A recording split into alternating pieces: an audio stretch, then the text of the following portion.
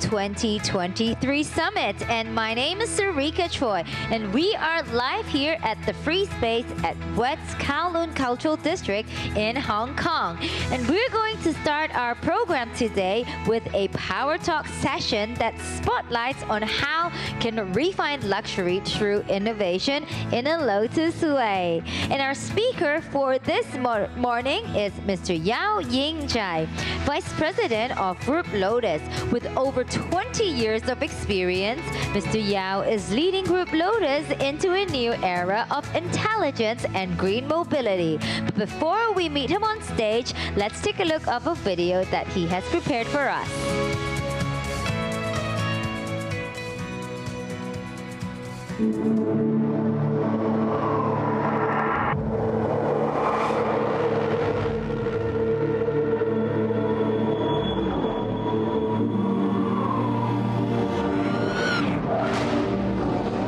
Past,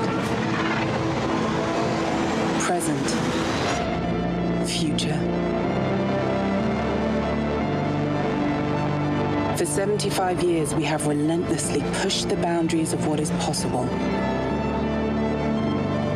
This is the Lotus way. We are single-minded in our pursuit of performance, using technology to enhance your driving experience, to make the most out of life. Because at Lotus we have been,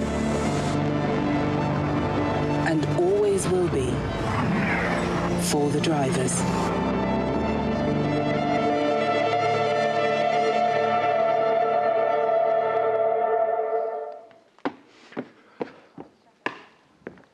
Good morning.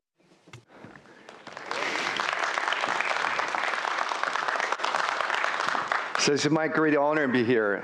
And also, I guess, today I will try to speak natural language, so it will be Chinese.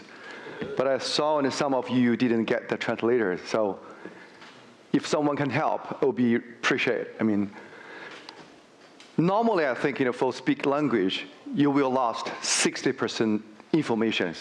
So today, please mainly focusing on the screen. You can discover a lot of things than what I'm talking about.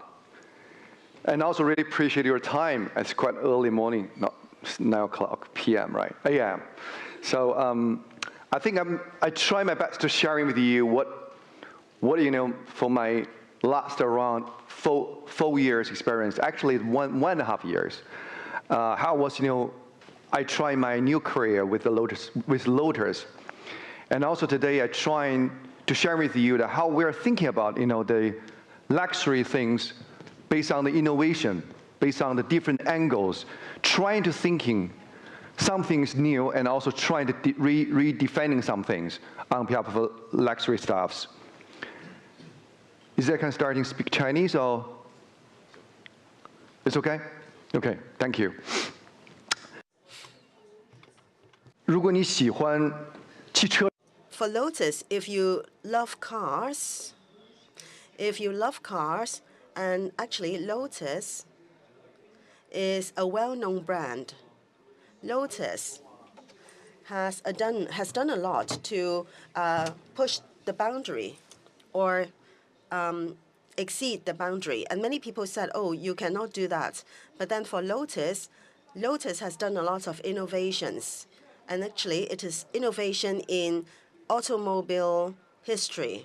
So regarding innovations, we have to look at who our customers are. For Lotus, one important point is that we are working for the drivers.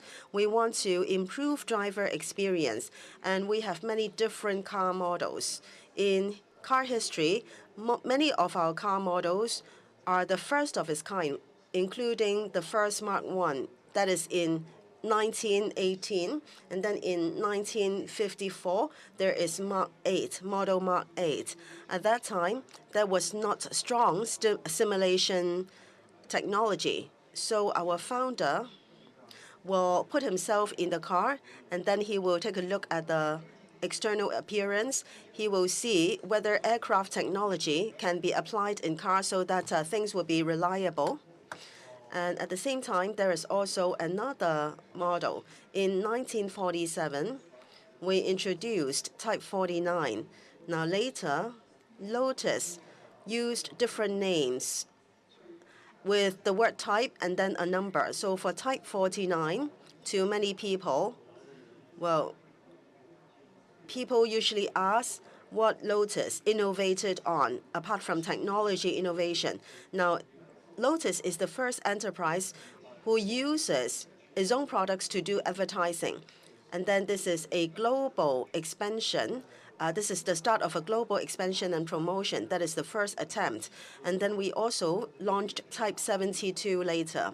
For this model, we know that there are many innovations inside, and there is the need for engineering support.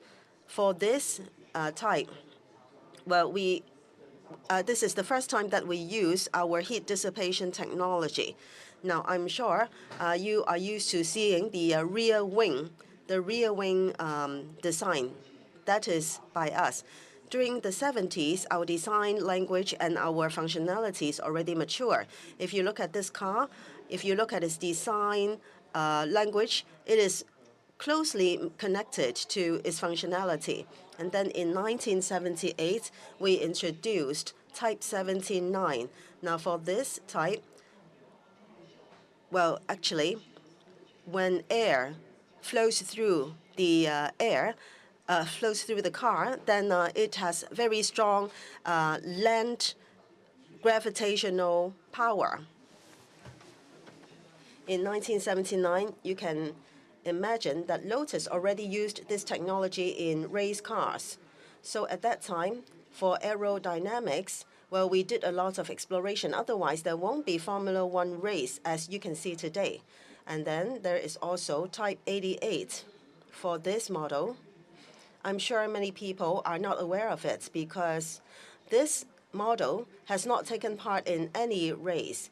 It has solved an important technology problem. If you like car racing, you know that there is an issue, and that is when a car is up to a certain space, then there is a leapfrog type of forward movement or motion. So with Type 88, double chassis technology is used to solve this problem, but then it is a new technology. Many people don't know it. So later on, it was actually shelved. So a lot of cost and time is being spent. There is R&D expenses. At the same time, you have to do a lot of work to break through people's old mentality. In 1980, if you love basketball, you know that Michael Jordan wore the first pair of Nike sneakers in competition. And because of the challenge, he has overcome the challenge and he has become different. So there are changes in rules and also traditional mindset. Then you are able to define your own knowledge and understanding. Some time ago in Macau, Lotus once again took part in car race. That is the Macau Grand Prix. So after many years, we have gone back to the racing track. In this Grand Prix, we won 2 championships and 1 first runner-up award. So Lotus is back. So in the future, I'm sure that in terms of technology advancement, we will make more contribution.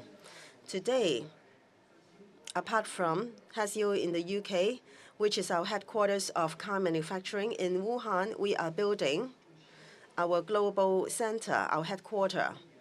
And through building advanced automobile manufacturing workshops in different parts of the world, we hope to introduce more new members into our family. In the past 5 years, every year we launched a new product. So, for example, this one, it is a super race car, Evija. The name is Evija. And then the last fuel or petrol sports car, Emura.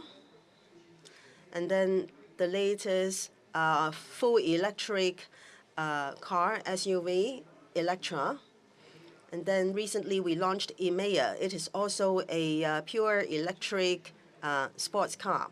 So for these products, to many drivers, they get a lot of different experience. These cars are more intelligent. There is better interaction. Now, if you take a look at this picture, I guess some of you may be familiar. 007, James Bond.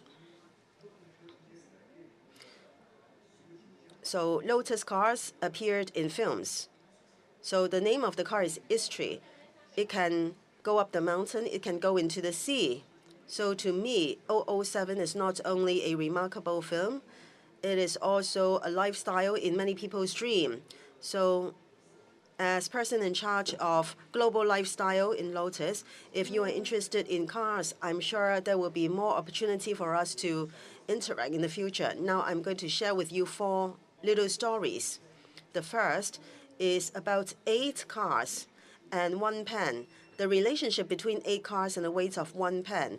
Now, for this pen, we hope that we can make use of a new concept and a new process to present our glory in car races and our understanding of the future. So, connection is integrated here. Now, for this pen, well, it is used by the aluminum alloy recycled from 8 cars. So if you look at sports history, now you may want to pay attention to how we can make use of limited information in a more adequate way. At the same time, for many brand elements or race elements, well, where do we come from? We come from Norfolk, UK. In Norfolk, there are many 2-dimensional elements, including, for example, logos and signs, and then we make this pen. Now, there is sharp contrast in this pen. All the details are very exquisite. At the same time, there is strong texture of materials. Actually, each pen body is unique because of the craftsmanship, and also the elements in each pen are different.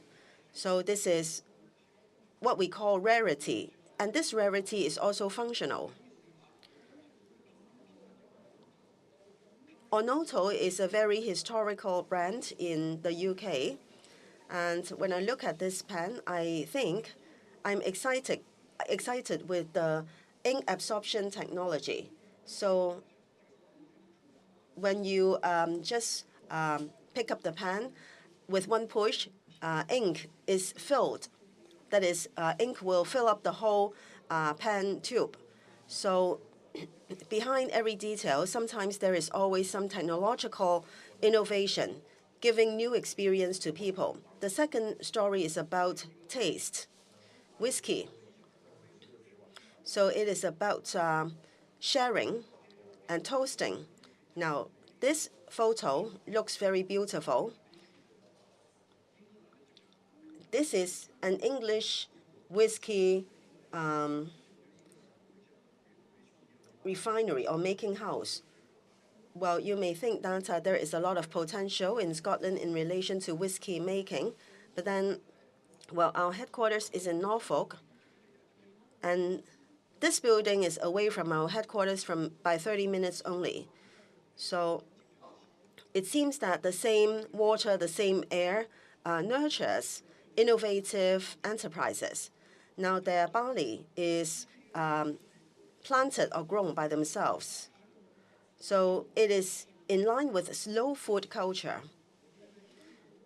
We should not transport a lot of food to different places, especially faraway places. We should try our best to boost consumption and sharing as much as possible in the local place. So we have picked 15 silhouettes of Lotus cars to make this packaging design. So we think that when we share culture, in the process of sharing culture, we hope that people can easily understand the meaning behind. So 15 models and 15 years being spent in making this single cask, single malt whiskey. These two things, these two concepts are combined together. And then there is traditional flavor. There is also some new flavor, which delivers the feeling of seacoast. So when we learn whiskey culture, it is easy to know that, oh, for whiskey, there are different flavors, different combinations of flavor, and so on. And then there's also hearing, sound. Now, in UK, there is a very good brand, CAF. We have done a lot of collaboration. Here's a video that I would like to share with you. 这是一款来自于 CAF 的 This is wireless hi-fi from CAF. It is very easy to use, especially to young people. In Lotus cars, we use CAF speakers as well. So we hope to create seamless, high-quality music enjoyment experience.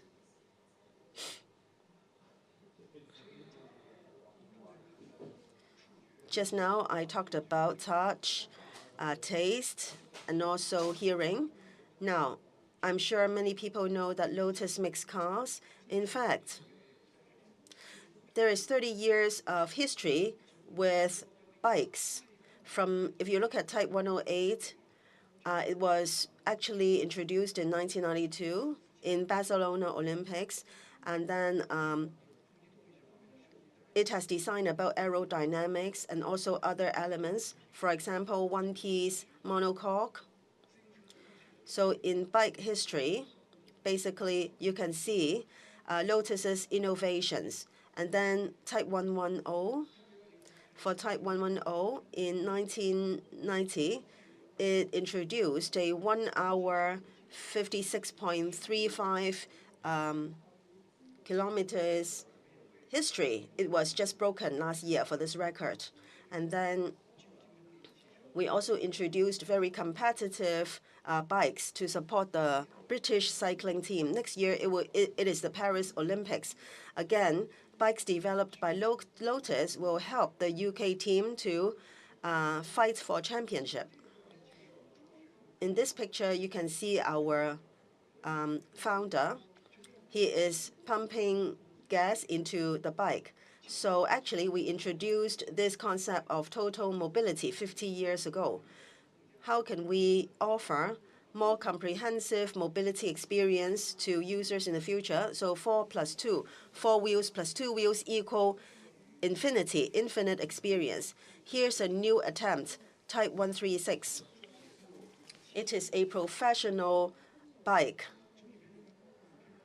So here, you can see that this bike combines aerodynamics knowledge and also one body design. I don't know whether there are bike lovers here. Now, today, it is very strongly differentiated visually. Because of time, I would like to stop the video here. Let me share with you the unique characteristics of the bike. Well, perhaps you can also discover for yourself the overall visual experience. But then here you can see this silhouette design. So we hope that it can be very competitive in breaking the wind. And here you can see the airfoil blade and also cross-vaulted seat stay. Well, it has a very good external silhouette. At the same time, it can also shape stronger performance. It is related to your calf shadow. So in this way, your biking will be a lot more easier. So you may think that for this model, there is traditional design, but at the same time, it is also an electric bike. You may not be able to tell it from the photo, but now it is the lightest air-driven bike, electric bike. The lightest electric power system is being used, and it can go endlessly. So where does the electric power come from? Okay, this is Sir Chris, who is the icon for our bike, our model, he had won championship 4 times already. Now, his experience is very good. He said, for this model, it looks fast, but then if you really ride it, it goes even faster. So we are very happy about that. If you look at this picture, well, you can see the battery in this picture. So you can change the battery anytime so that it can continue to run continuously. And there is also performance of art. Our purpose is to enable professionals to enjoy cycling, and we enable bike lovers to experience the pleasure. And then professionals and elites can have more choices in terms of the way of mobility. And then here you can see EVTech and dopamine. So, well, I think for this model, it can give you 2 different experiences when you enjoy riding on it. And if you talk about time and health, I think this is the core value that we would like to deliver by our models. There is cultural value, emotional value, different types of values. But sometimes some value is difficult to be assessed. For example, time, health, and passion and emotions. And then there are different types of innovations, organization innovation, craftsmanship innovation, and so on.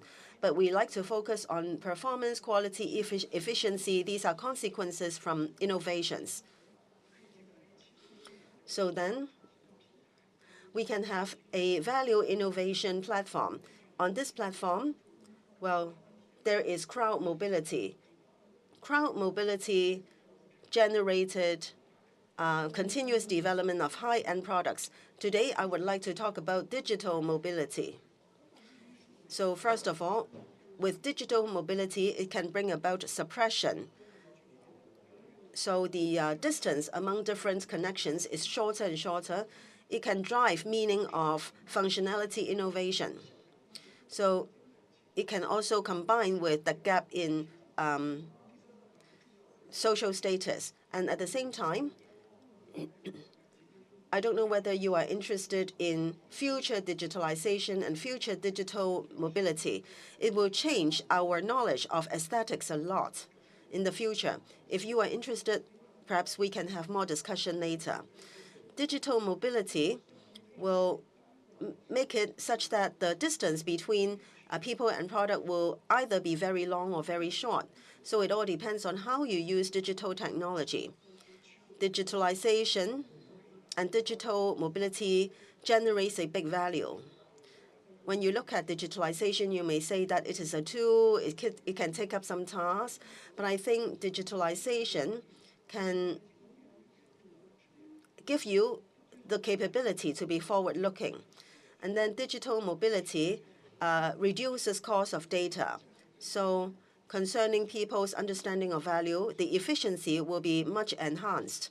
So briefly put, digital mobility, together with the other three types of mobility, will suppress the scope of value creation.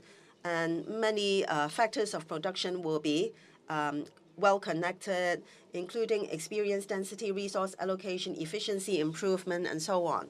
So when there is certain compression of this whole platform, then there are a lot of opportunities for you to create user experience. With new experience, with experience resonance, experience expansion, then you can create new brand and a brand new user experience system. So you will look inside out to see how we can create more experience. In the future, we will do more inside out consideration instead of outside in. So for the drivers, what we do is for the drivers. But today for Lotus, for the drivers means that drivers are those who are bold enough to change the future. They keep on challenging the future. So these people are called drivers. They are pioneers, they are rebellious, and they are sophisticated. They pay attention to details. Okay, today there are so many challenges. We hope to see more changes and transformation. And one very luxurious element is passion. If you have this very important, rare element, a lot of things are possible. So together with all of you, I hope that we own this very rare resource so that we can create a luxury life for ourselves. That is, do what you want and love what you do. Thank you. Thank you. Thank you for sharing Lotus' commitment to innovation and excellence in the realm of luxury. And coming up next, we will have a panel discussion session to show us how to plan for responsible consumption. So please stay tuned.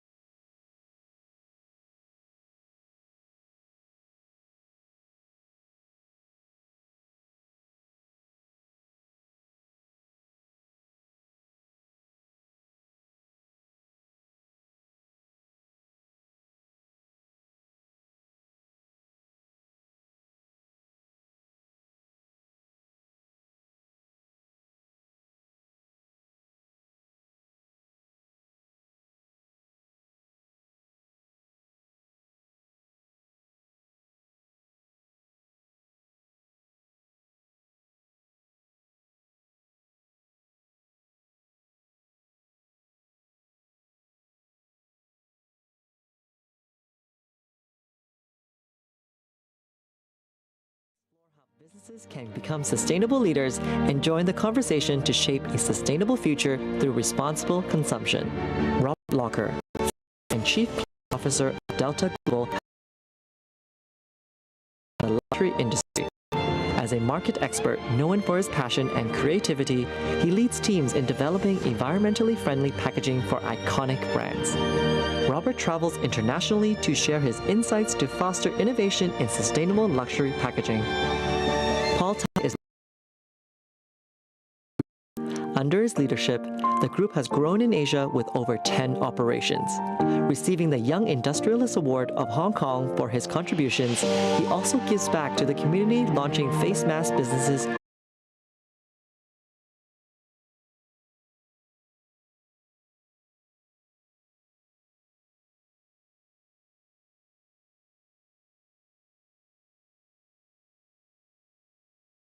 Join me in welcoming our speakers, Paul and Robert, and our moderator, Dr. Edwin Lee. Thank you. Good morning. Good morning, BODW. Good morning, audiences. And we are here, for the reason because we love, to learn more about, BODW is always about creativity, design, and innovation. And talking about, the food for thoughts, sustainability is a big word that everyone, no matter whether you're companies of whatever scale, you do need, to embrace it. And different companies, are embracing that, are doing it, at different stage and pace of development. And today, And instead of just talking about, the sustainability, which a lot of people, have different sense of how that could be crafted or done. And in fact, we love, the two gentlemen sitting on my left-hand side to talk about, put the sustainability in the context of business sustainability, supply chains, and considering, the geopolitical tensions going on these days, and the higher for longer, interest rates that's going around in the world. All these factors, we have many of them, that is or are not amenable, to do business, okay? Supply chains are completely disrupted. And so a lot of companies are going through not just construction, but predominantly, deconstruction, and putting things back together, revisiting, how things should be done, and also importantly, how to do things so that, we could have a smaller carbon footprint. How can we make the operations more efficient? And particularly, in the case of Robert, your company actually provides solutions to a lot of brands. Yeah. Okay, so why don't you, briefly introduce, yourself and what you do. Thank you. In your business. Thank you. My name is Robert Lockyer. I'm the CEO and Chief Client Officer, founder of Delta Global. We are a sustainable luxury packaging provider. We're 16 years old this year, so I can legally go out now because I'm only 16. I wish. So, in a nutshell, what we are doing as a business around the world is working with leading global brands across a platform of creating less packaging through technology, through design, and through innovation. And whilst those are very easy statements to make, I have been passionately committed to it. We base our name, if you look at our name or our logos on any media, you'll see that our business sits atop 4 key pillars. That's luxury, sustainability, innovation, and e-commerce. And the world of packaging is dramatically changed. It can be seen as excessive, it can be seen as layered, it can be seen as unnecessary. And then you flip it to sustainable options. And sometimes there's a perception that sustainable or recycled or reused options are of a lesser quality.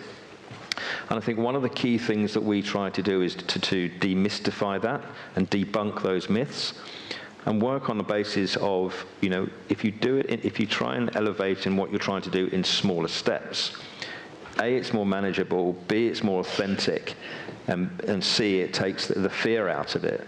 One of the biggest challenges that we have is brands having a fear of change, a fear of getting it wrong, a fear of being called out. Sure. But that shouldn't stop people from starting the journey. We start from a very, very straightforward standpoint. Where you are is where you are.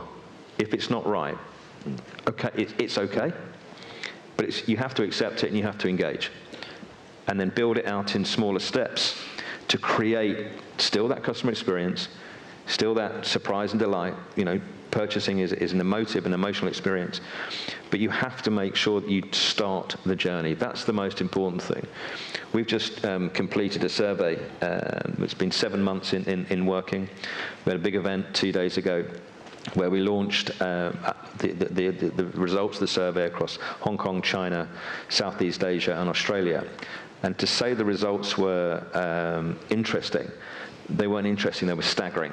How much the respondents and the marketplace is responding to sustainability initiatives. 93% of the people that were surveyed concluded that they are far more environmentally aware, sustainability minded than just 2 years ago.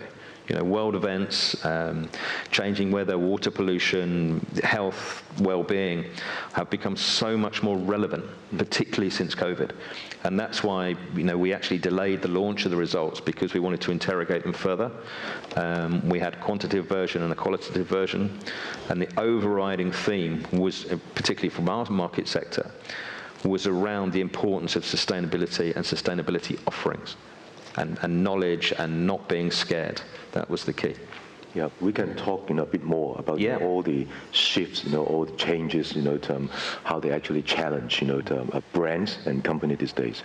But Paul. Paul is from Manetti, and it's an Italian company, and is the regional director, in Asia. So why don't you, introduce what you do? Thank you, Edmund, to bring me here. I have the opportunity to share with everyone what Manetti has done in the world, in the planet.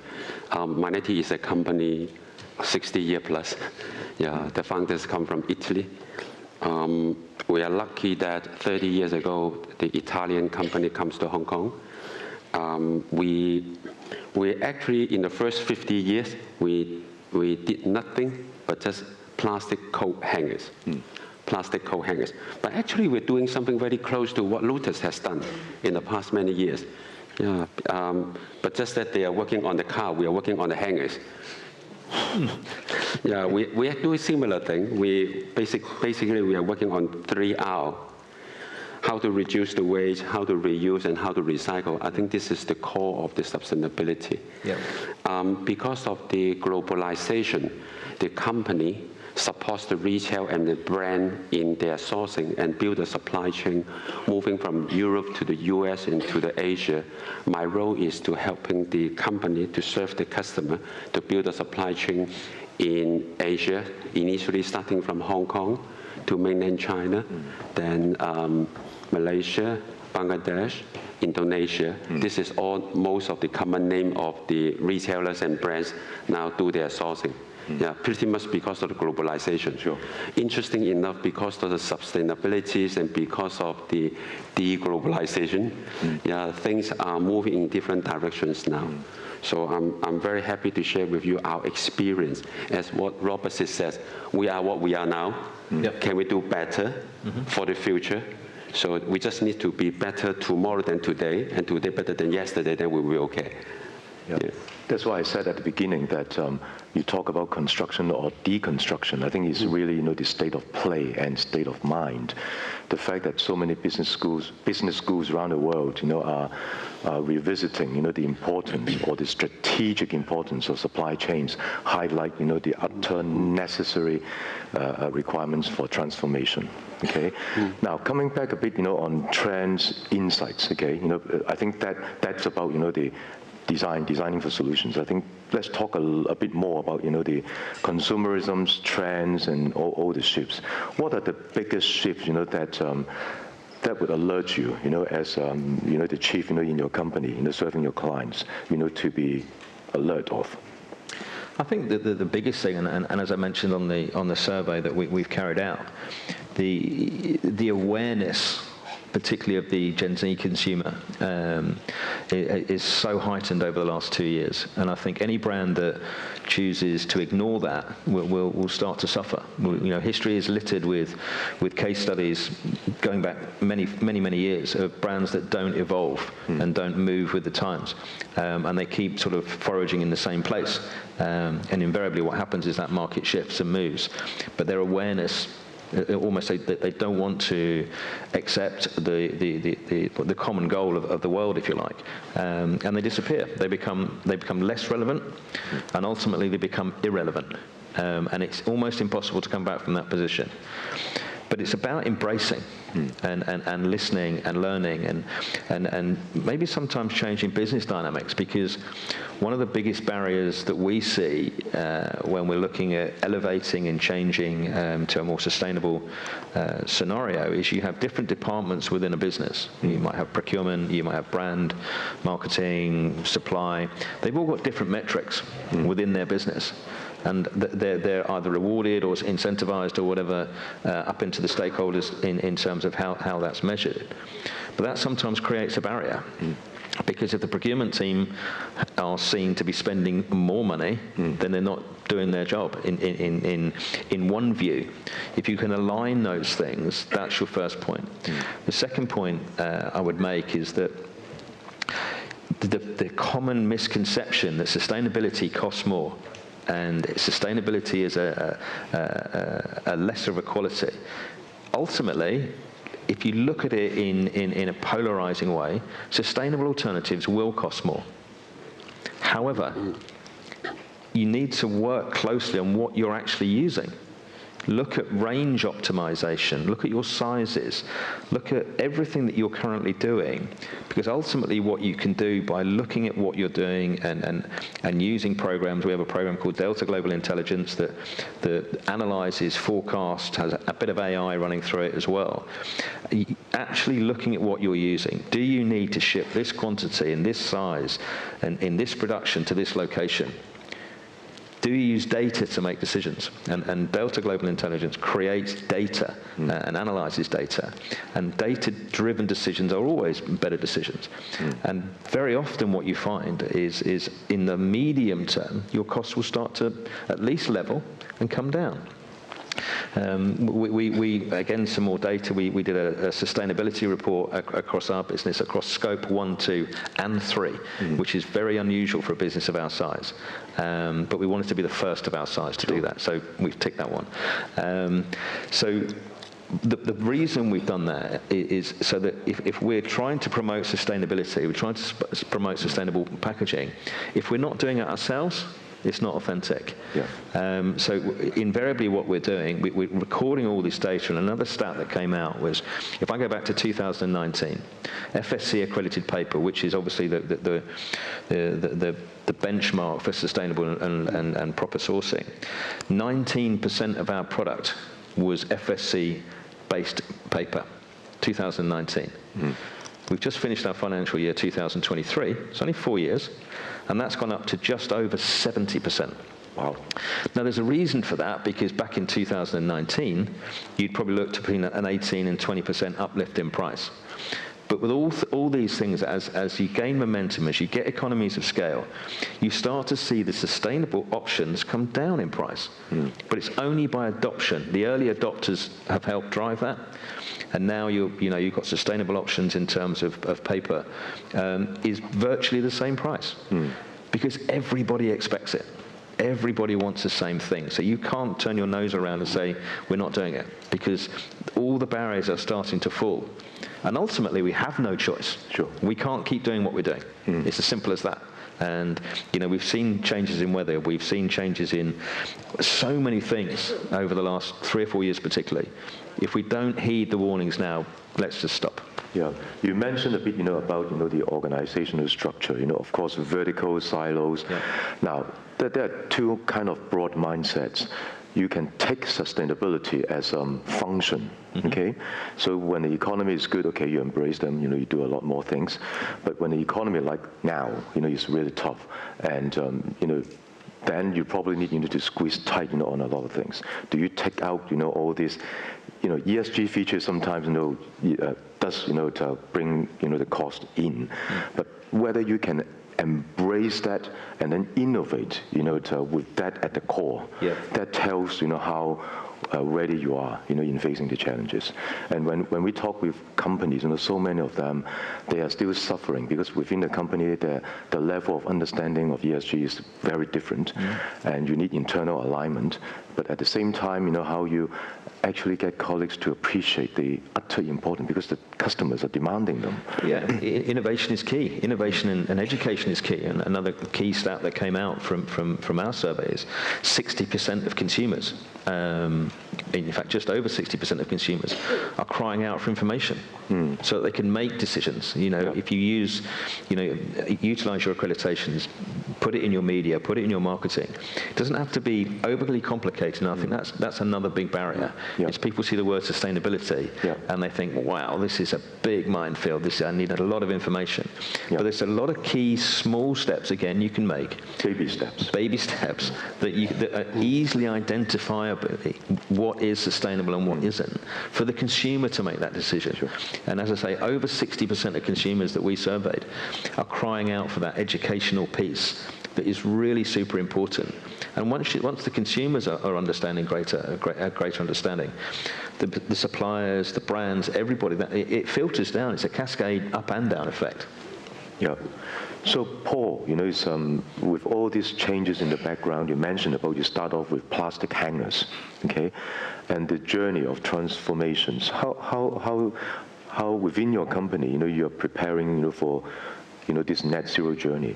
And we start this journey, I guess, from mid-80s.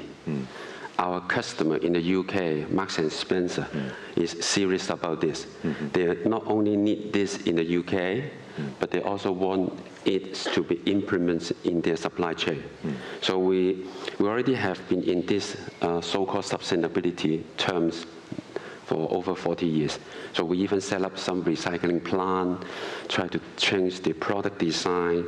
Yeah, but those days we are not calling sustainability.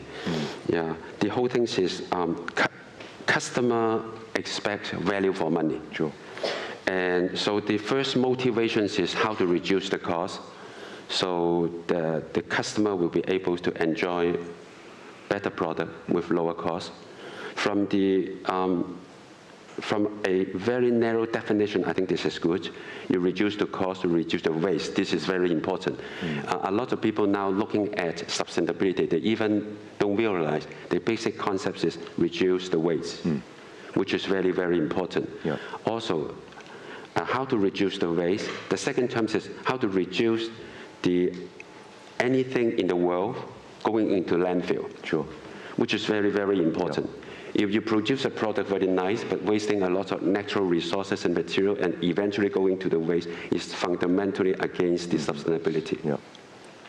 But of course, this whole thing doesn't sound at all in the first many, many years until I think, because a lot of customers, because of economists, they're looking cheaper. Sure. And cheaper and cheaper. And investor looking for more profit and more profit. So until I think 3-4 years ago, Robert, that a lot of stock exchange expect a ESG report. Yep. And all of a sudden, if a supplier, a customer, they have a proper sustainability strategies and story, they will have a higher valuation. Yeah. All of a sudden, yeah, a lot of money get into the sustainability domain. Yep. Investment and all this and all that. And I think we are lucky. We are not that, we are the pioneer instead. All of a sudden, a lot of our customers recognize the things we have done. At the end, it's not only to bring the sustainability terms into your corporate website, it's to change the whole mindset of the people, from the designer, even from the accounting team, and to your subcontractors, to your supplier, so that you are a very important supplier in the whole supply chain, which is very, very important. And I'm sure everyone knows that now even in sustainability, people put more research into there, so at least the whole world have a better and better common language into it. Frankly, you know, US is slightly different to Europe. And China, it has their own program. When you're talking the sustainability, China are talking 3060, in the Europe are slightly different, but now a lot of government put it into law. Sure. When you put into the law, then it is a different ballgame. At least you don't want to violate the law. Yeah. And all of a sudden, the whole sustainability driving the organization, day one is pretty much a cost-driven. Now is pretty much legal-driven. And also customer want more, want better. They don't want to be seen not sustainable. Yeah, so I think this is the mega force is changing now. 5 years ago, we present some portfolio collection projects to our customer. They said, nice, how much? It's just 300% more. Okay, thank you very much, they put aside.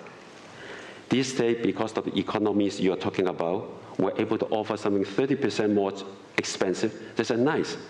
Let's take a look. You see the change of the world. Yeah. Sometimes, you know, even in our business, because Gold Peak is in the business of energy, batteries, you know, energy storage solution making, and also acoustic technology. We see exactly the same trend, and customers looking for good value propositions in terms of cost. Okay, but at the same time, they're anticipating more, and even batteries, you know, we have very interesting results coming off from our market survey, you know, in Hong Kong and Shenzhen and Sweden, talking about, you know, how people find, you know, the shift, you know, to use rechargeable energy amenable.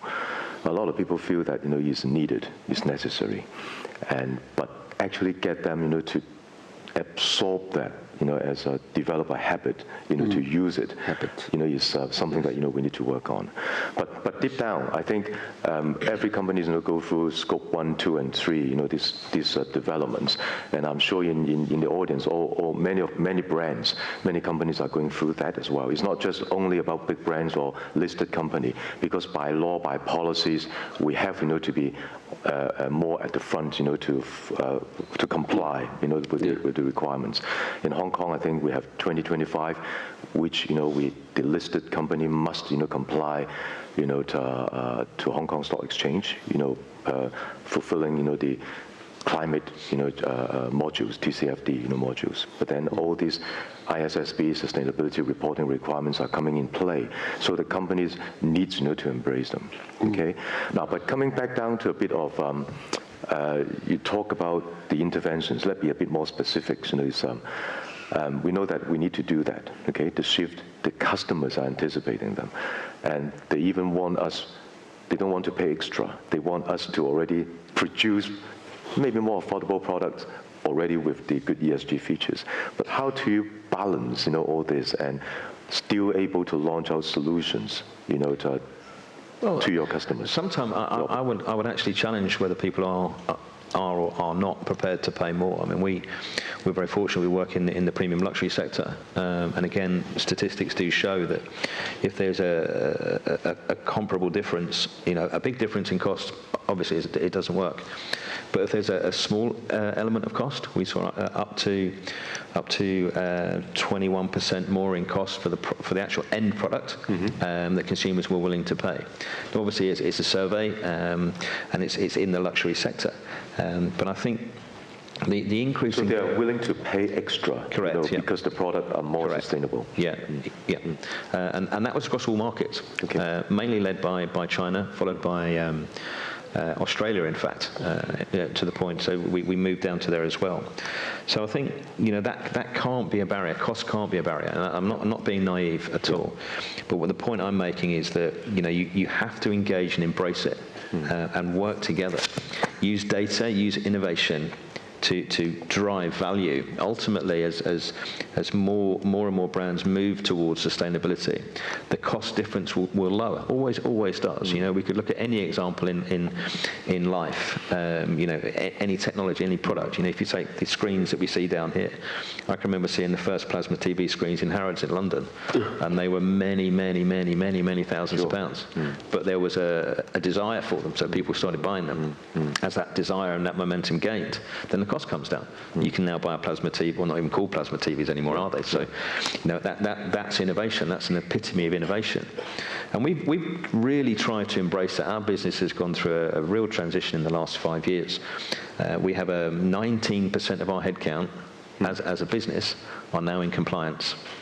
Compliance. What do you mean compliance? Everything to do with validating the product, managing the sustainability, managing our scope 1, 2, and 3, managing our supply chain. We have a much bigger team than we had even 2 years ago.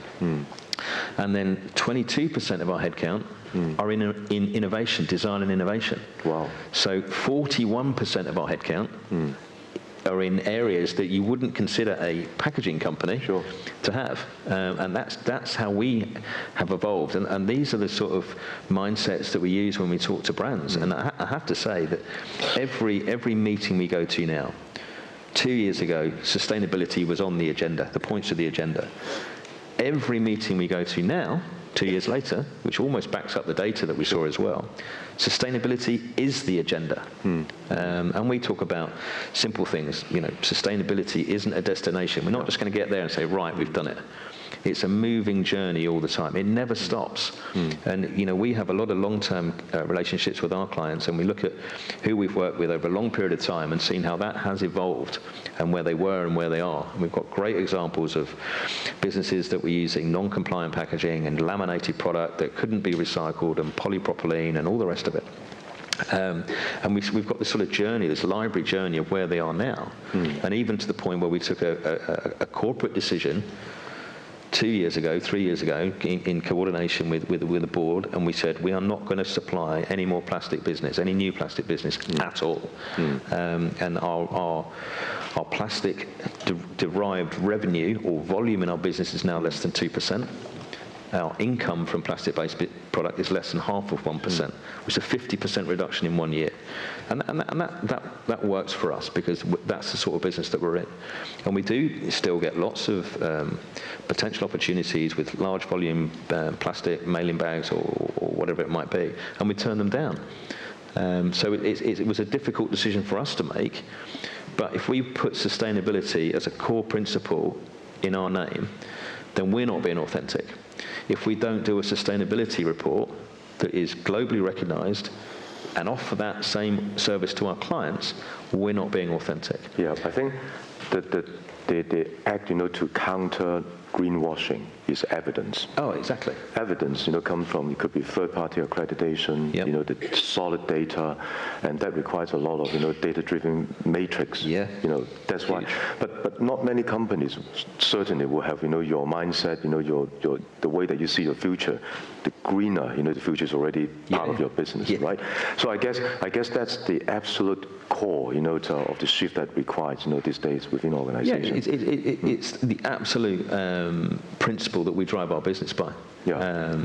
And every single project that we look at is looked at through those 4 key lenses. I've been in Asia now for 3.5 weeks, and every single meeting we've gone to is all about elevating the customer experience, because their own data is telling them that they're getting so much feedback that overlayered packaging, not the right materials, excessive void fill in e-com packaging particularly. And I'm here with my colleague, and we've been too many meetings, quite honestly. We're ready to go home, but that's another story. But every single meeting has been around what can we do, how can we do it. And we talk about the amount of work we're prepared to do in front of any business, and because we've invested in the innovation team, because we've invested in the compliance team. And if we were just a packaging business, you wouldn't get all those things. And Paul's mentioned as well their investments over the years, and it's vital. Those investments will pay off. You have to be bold, you have to be passionate, and you have to believe in what you're doing. If you don't do it. Get out, go and do something else. But together, there's lots of people in this room, and if one person, say for example, doesn't use a plastic bottle today, it doesn't make a lot of difference, does it? But if everybody goes back tonight and thinks, right, I'm not going to take a plastic bottle from anywhere, then all of a sudden it accelerates massively. And it's just about creating that movement. And I'm not naive enough to think that there's financial constraints at all. Of course I'm not. The point I'm making is engage, start the journey. This is where we're at. Okay, we can't go that way. Yeah. We can only go that way, and that's what we've got. That's the mindset we've got to use. Small, and then, as we said before, it's all about small steps. Yeah. We have a similar experience, but of course we won't turn down the customer. And instead, we believe what we are doing is right. Yeah, and as long as we are able to earn a little margin, we will continue to supply. Instead, we have already built a habit. Slowly and slowly. Of course, not 6,000 staff in the world, but some office run a little bit faster. Then they will be the pioneer, like our office in Italy. They run much faster because they are able to co-create a lot of stuff with the customer in the brands, like the luxury brands in Italy and France. Just like when we celebrate 60 years anniversary in 2021, our shareholders support a lot, our banks support a lot. So we make a bold commitment that we want to achieve carbon neutral, and we make it. But of course we make it by planting 60,000 trees in the world. We can't keep planting a tree like this. This is not our core competence, but at least this is a very important message to our customer, to the authorities, to our suppliers. We are committed to carbon neutral. And I think we are only one of the many suppliers, we are the one of the many suppliers who want to make the changes step by step. And we need to do it now. Because some other country, like China, the biggest consumer market, 10 years later, in the next 10 years, we are talking 300 million middle-class people who like to use your product, our customer product. The supply chain actually is already changing now. I met the chairman of the National Textile and Garment Industry. They said they already have a roadmap. If everyone want to play the games in this market, are not able to prepare now, change your people's mindset, your supplier habits, you will not be able to sit into the green supply chain in the future. Wow.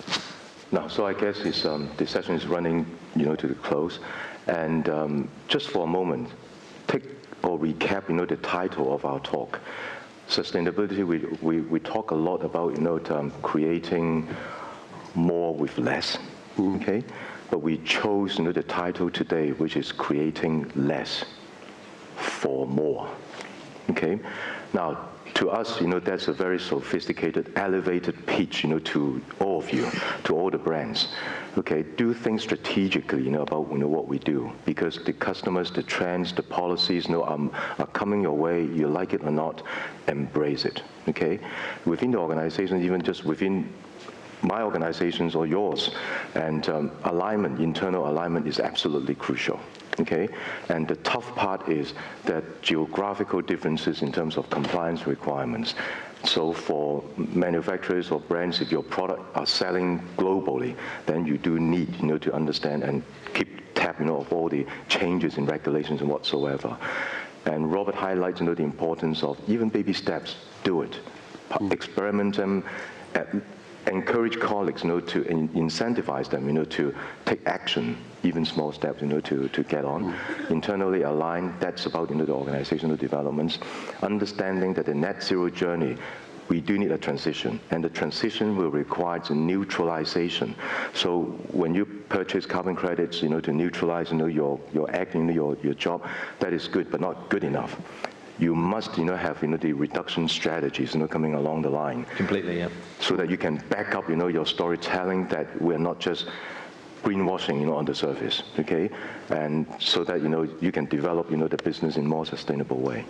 And then all the way linking up, the sourcing, and the way to do business, all the way, marketing, sales, everything, has to be almost like one team, so to speak. And we need more design. That's why we have the BODW. Yeah. And design is not really just about aesthetics. Yeah. Right. Okay, ladies and gentlemen, thank you very much, for, joining us at this panel. Back to you, Sarika. Okay. Thank you. Thank you so much for the wonderful discussion. Special thanks to our esteemed speakers and also Dr. Edmund Lee for moderating. Thank you so much. And coming up next, we will discover how to be fashionably sustainable. So please stay tuned. Thank you.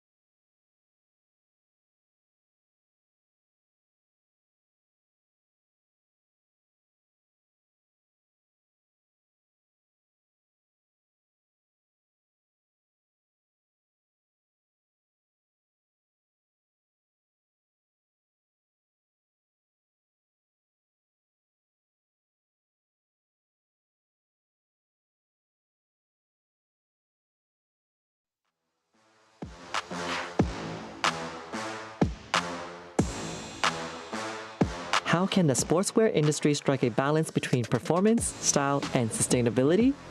Join us for an inspiring discussion on reshaping the future of eco-friendly activewear by exploring innovative design perspectives, eco-conscious material choices, strategic product design, and environmentally friendly production. Bore Ashad, a textile designer and co-owner of BODW Studio. Recognized as Young Designer of the Year, his passion for the future of fashion and integrated technology has led to collaborations with prestigious brands such as Louis Vuitton and presenting at Beijing Design Week. Robert Grant, a prominent figure in the design and sneaker industry, and his current role as creative director at Decathlon China. His sneaker collection is and product design. Let's dive into the discussion with our speakers, Bore and Robert, and also our moderator, Dr. Gina Zhang. Good morning, everyone. Welcome to our panel, and I'm Gina. And I come from the biotech industry, and I lead a team that manufactures human cells for medical treatments that complies with PICS GMP, that is good manufacturing practice. So for obvious safety reasons, the material we use are oftentimes one-time use and multi-layer packaged. So it's from the other extreme of non-sustainability. So I'm very curious to moderate this session today, topic on revolutionizing product life cycle from two leading experts from the design and fashion industry. So not only to learn about their innovative approaches on sustainability, on winning strategies to optimize resources, but also an analogous insight that may be applicable to other industries such as biotech. So to start, I know we have a very short time, so we'll start with Robert. Why don't you introduce what you're doing and your company and the approach? Sure, thank you. This is my first time here, so it's great to be here. Like the intro said, I'm the creative director at Decathlon China. And I brought you some slides today to talk about Decathlon's approach. And if you all don't know, Decathlon is a French sporting goods company, started in 1976 in Lille, France.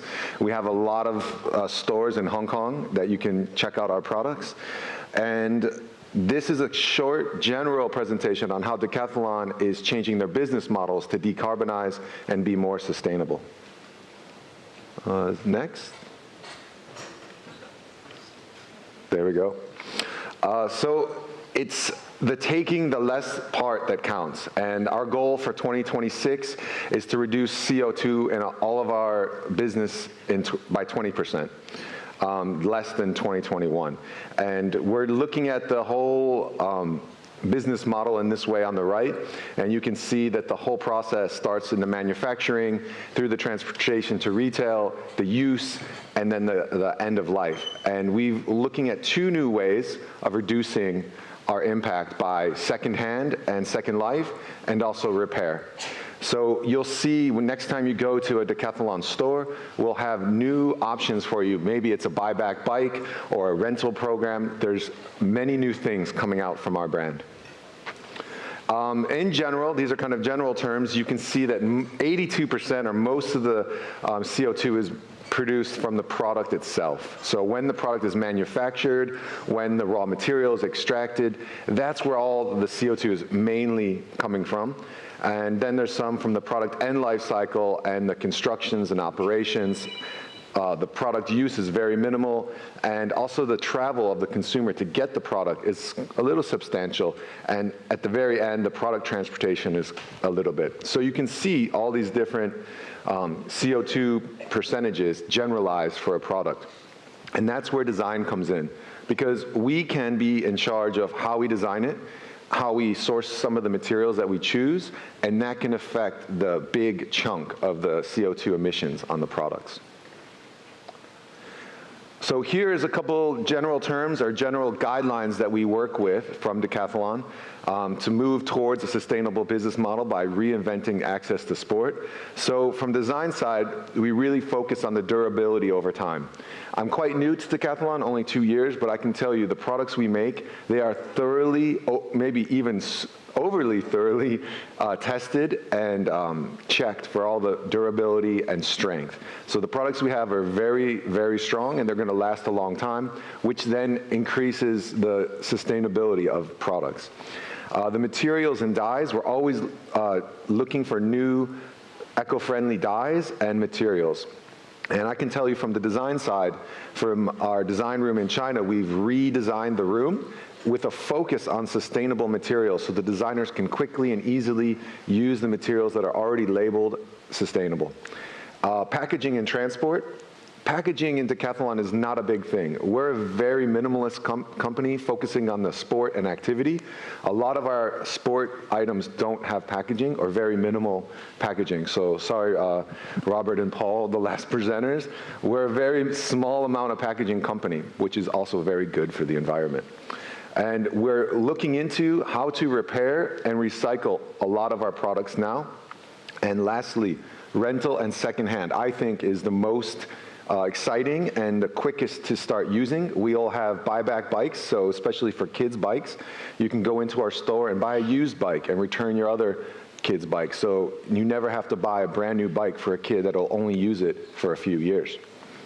And yeah, that kind of generalized and wraps up some of the things that we're doing, Gina, to make Decathlon a more sustainable company and then offer the consumers better sustainable products. Yeah, I think this is, I also shop at Decathlon, and I'm really impressed with, just the seamless, the shopping experience and checkout experience. And I remember earlier in our discussion, we talked about, I like the notion of the afterlife of the product, that just not keeping it cycle, but the afterlife. So clearly, your company is out doing something such as the buyback program, the rental, the secondhand. So what is the biggest challenge or consumer resistance you see? I think that it's not a resistance, but I think the biggest challenge is the communication. So letting the consumers know this is there, letting them know what the benefits are. And so once we get the communication out there and the consumers start trying it, it's been very successful. Mm-hmm. Some of the resistance, if there is any, is maybe in the culture of thinking that old products aren't good. Mm-hmm. But at Decathlon in our buyback program, the products like bikes will be thoroughly tested and approved by our professionals. Mm-hmm. So the actual, once we get the communication out there, they'll know that the products they get are as high as quality as a new product. Yeah, I think the communication definitely, because there's a lot of embedded concept about the new and the old and how to reverse that into something cool. Yeah, so next, Boro. You're an expert in like textile design, and we also talked earlier about how to do good in the whole design of products and how to make the extend the longevity. So I know you have a video prepared for us. Perhaps you can start with that and share more with us about what you do. I think it's nice. It's a bit of a personal take on a video that we made on the road towards here. Also with in mind, game changers in mind, a creative NL where we look at how creativity can add and spark imagination. For 15 years I've been developing in the textile industry, going from the machines, from the raw materials, working with some of the biggest brands in the world on their innovations. But I saw that in those 15 years, getting access was one of the hardest things, and not having access make you waste a lot. So, but maybe we can dive into the little video, and then we can dive into the conversation. Thank you. Vision is a very big word. I think my vision is partly follow my heart and listen to the people around me, and then things come together.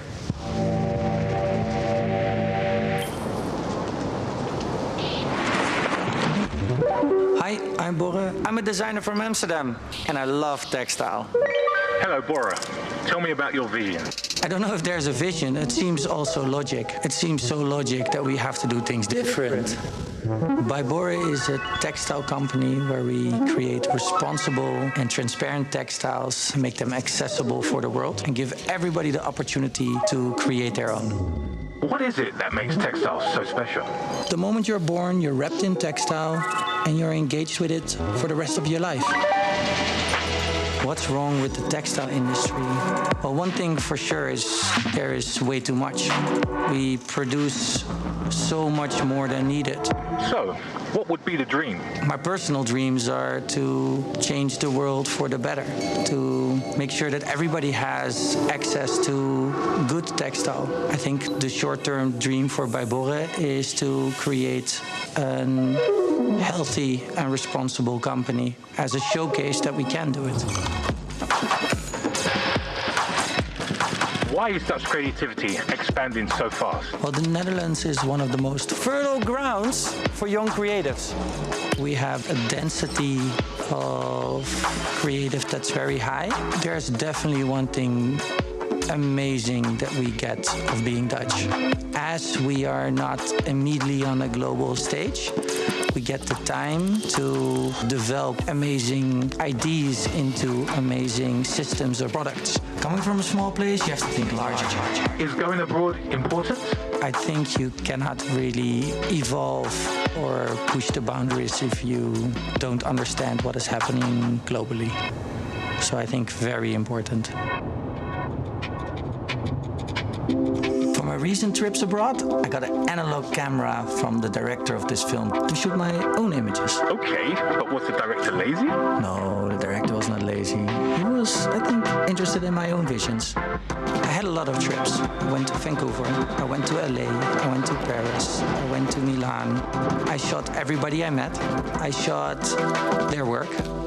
I shot shoes. I shot structures and a lot of graphics. Very intrigued by graphics, and I captured all the moments that I normally actually don't share. Nice images. Do you also have favorite words? Huh? Favorite birds? No, favorite words. My favorite words are... I'm dyslexic. My favorite word is patience. Why? Because it's the only thing I think everybody should have, and hardly anybody has. That's beautiful, Bora. Shall we end with one special Dutch thing? Veel jeppen. Very special. Do I have to explain it too? Please. Long stick, little water, try to get over it, don't fall in the water. Thank you. Thanks for watching. That's awesome. I almost feel that our panel should be done that way. More interactive and with our background. Yeah. So I think one message, I think we also talked about earlier, that was what really a reminder that human beings are the only one that wear clothes. So, and we wear different clothes as we age, for self-expression, for like practical needs. And you also mentioned make less, make better. And since we're wearing clothes all the time and for different reasons, for different stages, to extend the longevity of the product, how does that fit in the current trend of, say, like low price, fast fashion, or even disposable fashion, especially when the economy is not so good?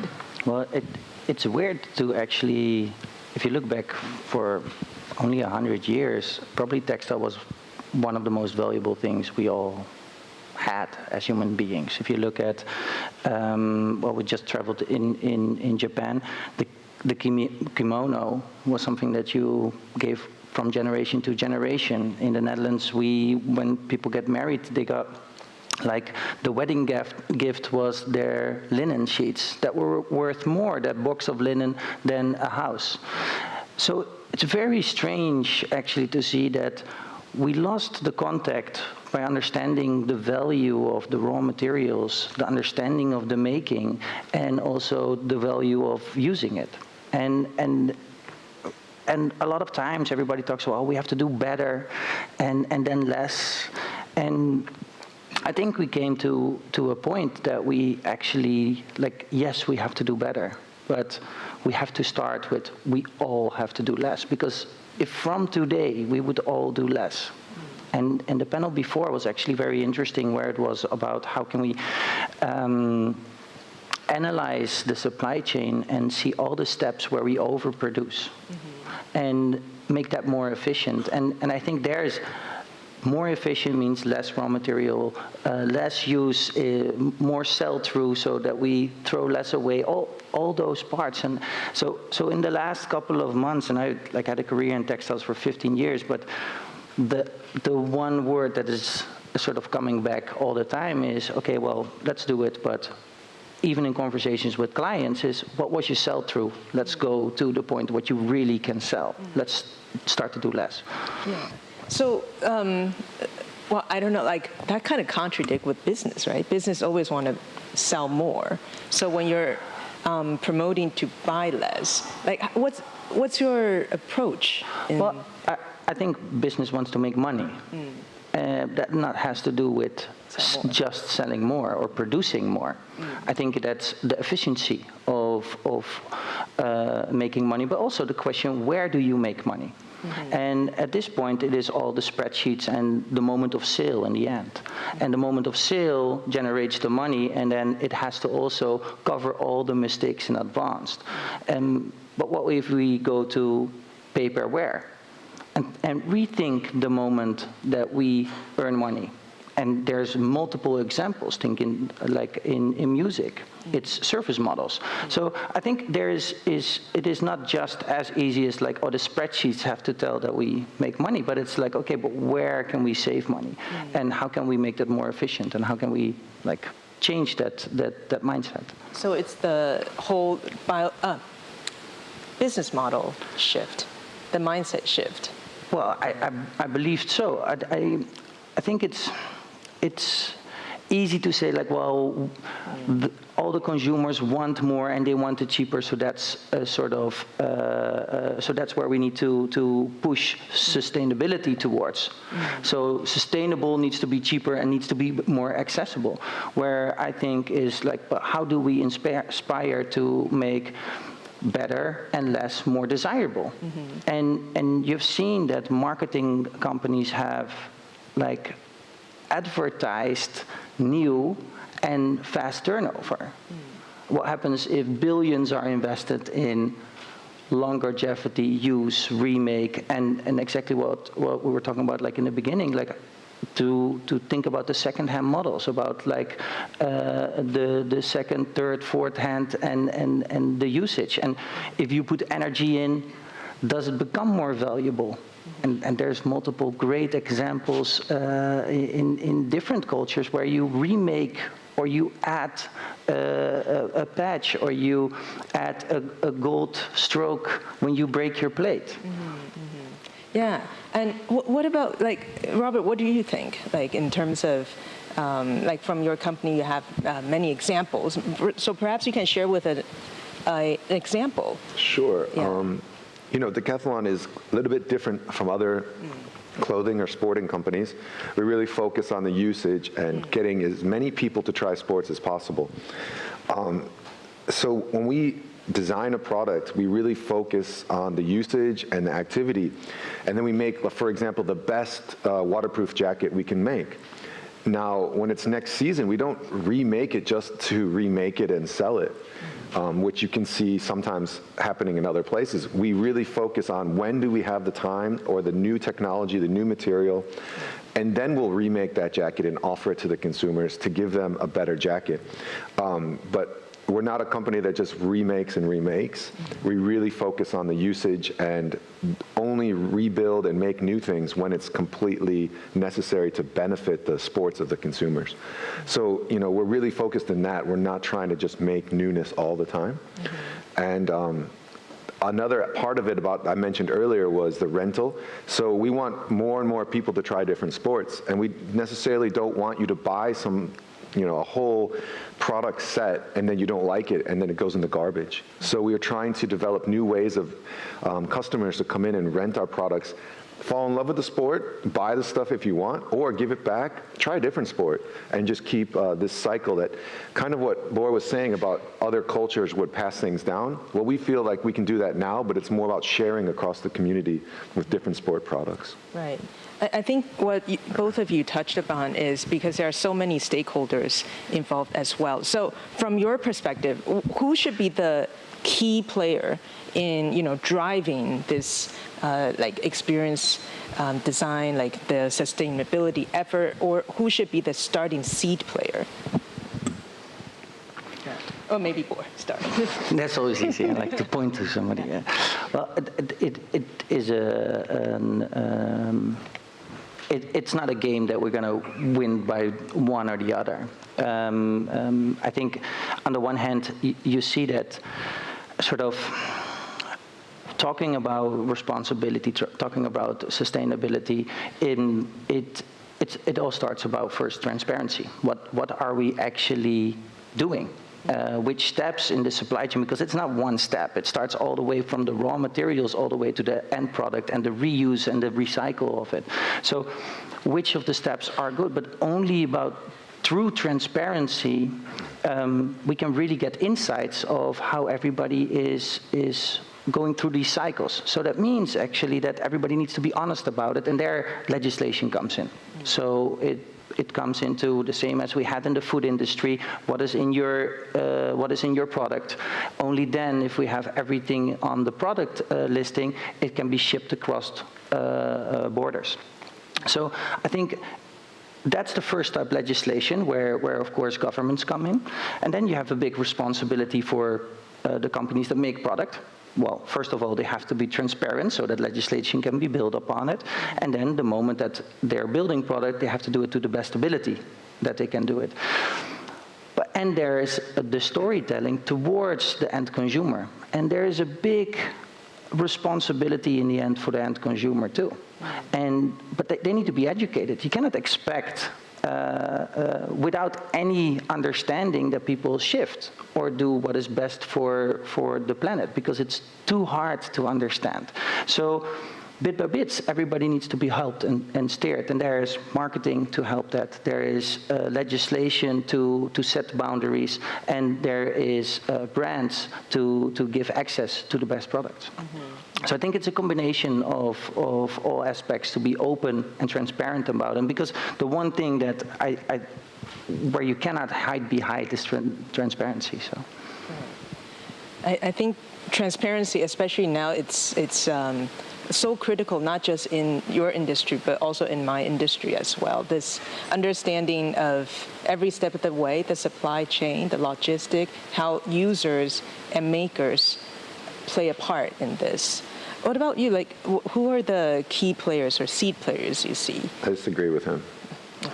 No, I think for China, it's a little, it's quicker. So the consumers are really, really affected by social media. We have all these new apps coming out, like Little Red Book, for example. And once the story's on there and once it starts getting traction, then it builds really fast. So the sustainability is on trend and it'll keep growing and growing. So it's really on the consumers. Of course, like the legislation is very strong in China. So once the government says it's going to be such and such, all the companies follow very quickly. But it's, in my opinion, really the consumers that drive it, and it's really the new technologies that are helping, and it will make the shift in the consumer's mindset really fast. And for me, China, in my opinion, is the fastest changing, probably due because of the social media. Right. Yeah. So here's one question that, well, we're all here, a game changer in your industry. What actions would you I say offer to the audience, whether they're the leader of the company or the maker? What kind of suggestion would you offer? Or what is the action that you think that is, you can do it now to support the, this drive of sustainability, especially in the current global marketplace? So maybe Robert, you start. Okay. I would personally, as designers, because I'm going to answer this in two parts, as designers or consumers. From designers, I would really try to set up your process that includes sustainability from the very beginning. Make your process easy for sustainability. Set up your materials or your manufacturing right from the start so it's very easy for your team to use materials that are sustainable. And then you'll have better, easier time to use it and a better product at the end. For consumers, I challenge everyone in the room, when you go to buy something like a pair of shoes, check. Take a little bit of research online or ask the retailer when you buy them, what's sustainable about these shoes? Do you have another option? At Decathlon, you can start noticing we have eco-designed labels that will be on some of the products throughout our store that will inform you what we've changed and give you like a little bit of information on how it's eco-designed. So that's the one part for consumers. And I got this from one of my professors back in college. Just refuse the packaging. So this is a fun experiment. If you go to a store and you want to take home the stuff, take off the packaging, leave it there for them, and go home with the products yourself. Change the system that we're working in and push back, because there's a lot of excess packaging and all this kind of stuff. And unless we start individually starting to change what we accept to take home, this is one thing I try to do, is sometimes I just don't want all that excess packaging and I'll just leave it at the store, and then the store probably has to write an email back to someone. And if everyone started doing that, the system would change faster. That's just a personal note. Nice one. Well, I think especially for looking at the production side of it,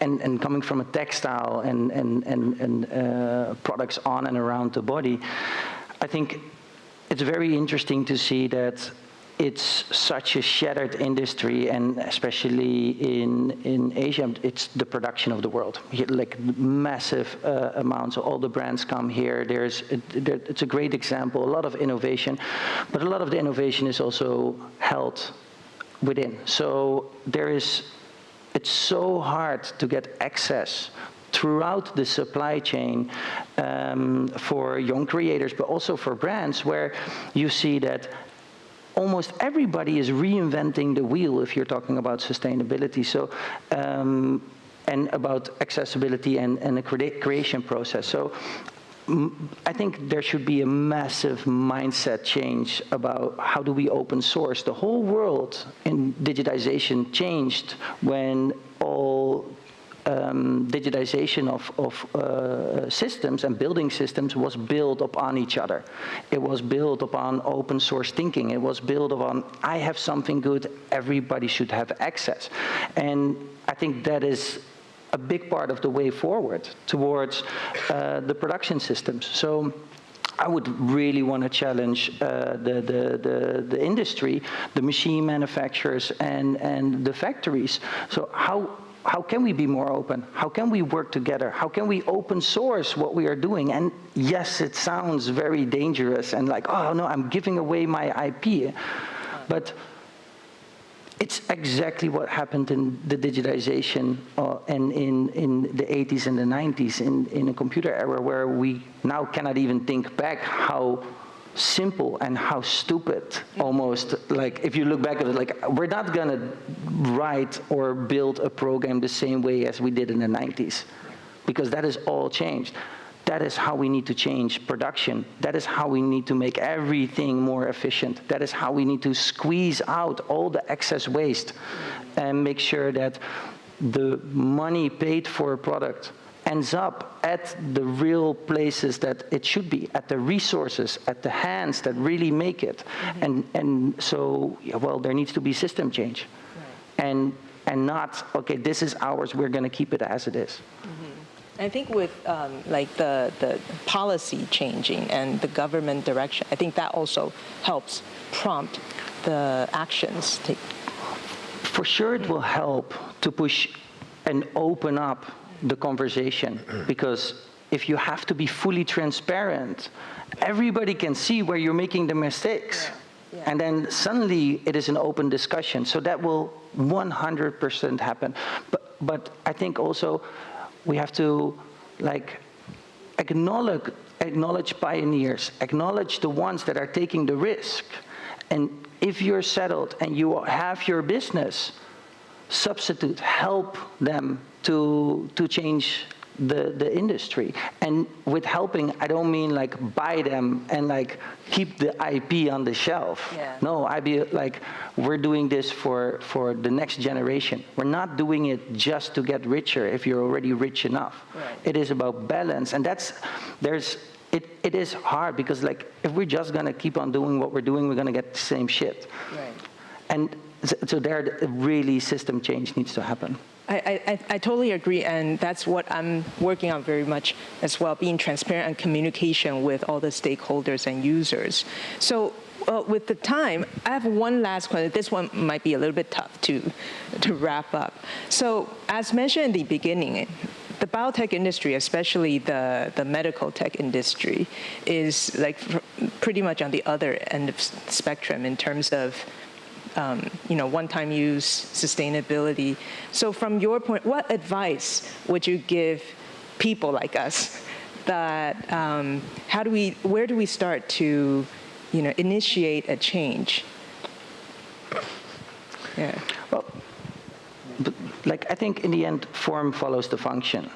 And if it is necessary to do it that way, to one step make it, but looking at a lot of industries, we overproduce, make things, run them through whole systems, and we don't even sell them. We don't even bring them to store. I think it is all about efficiency. And then the question is, can it be more efficient? Like, do things have to be totally, like, do you have to use certain systems, or can you also use another one that doesn't need packaging or is from outside? So, like, I think in the end, form follows function. And it is not that we cannot use packaging or we cannot use product, because that is what we do as humans. The only thing is, if we make something, let's use it as efficient as possible and see if we can transform it and reuse it.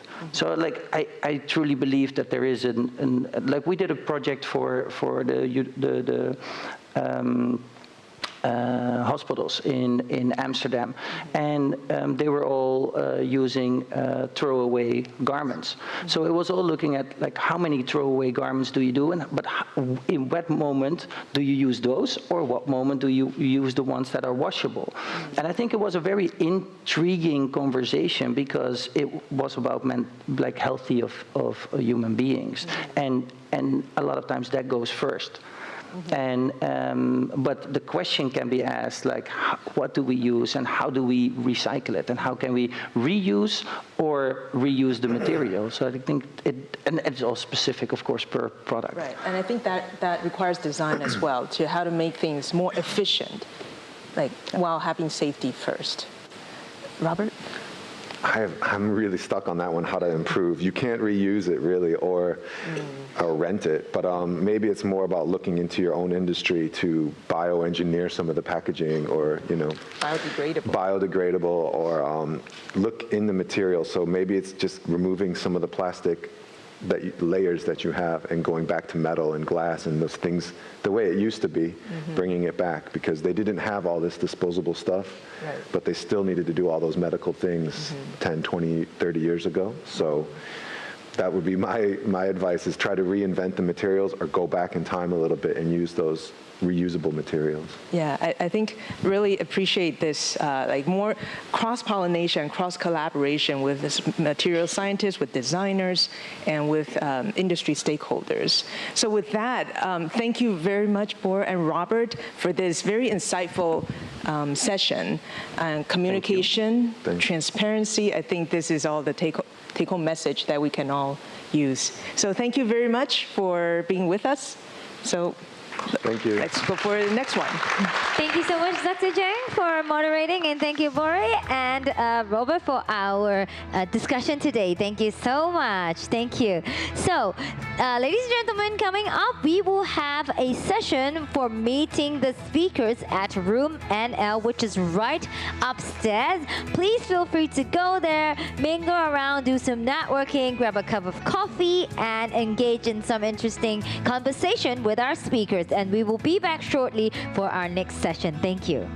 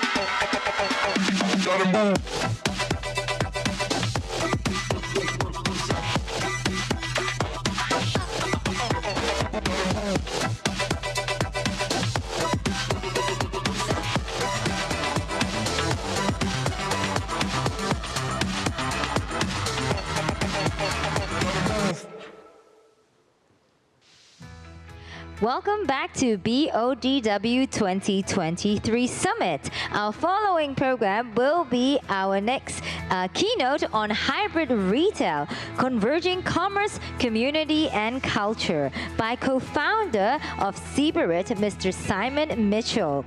He is a seasoned professional in retail, hospitality, and an experience-led architecture and interior designer.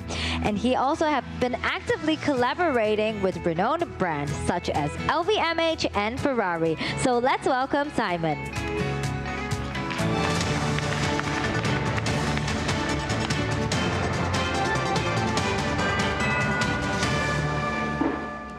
Okay.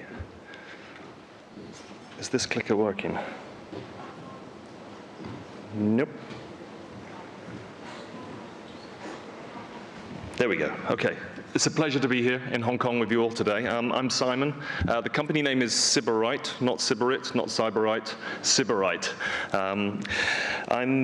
We're an architecture and design company. We're dedicated to retail and hospitality design. And for as long as I can remember, ever since I was a little boy, I wanted to be an architect. But at the same time, I've always had this fascination with the theater of retail, and where dreams are made, pleasures are experienced, and most importantly, memories are acquired. Today, the theatre of retail must adapt with our times and in line with a more sustainable outlook. But its principles are as old as time, even as early as the late 19th century, seen here with Le Bon Marché, photos from now and then. These two photos are 150 years apart. Stores have always been on a quest to distinguish themselves from exquisite, exclusive curation, merchandise, exceptional customer service, and the desire to conjure a unique sense of place and ambiance. What has always been front of mind is the need to be regarded as welcoming, accessible, personalized, in all of the approaches to the customers. And as an architect, my role and responsibility has always been about legacy, longevity, and so my characteristic approach has always been to look back to the future. The approach is humanist at its core, purposely agile, and responds to global changes in behavior and economics. Harrods here have the record for the world's first escalator in a store. As far back as 1898, they call it the move-in staircase at the time. And these two photos are 85 years apart. I look at retail with the eyes of a futurist aimed at change. The traditional landscape of retail is not our natural playground.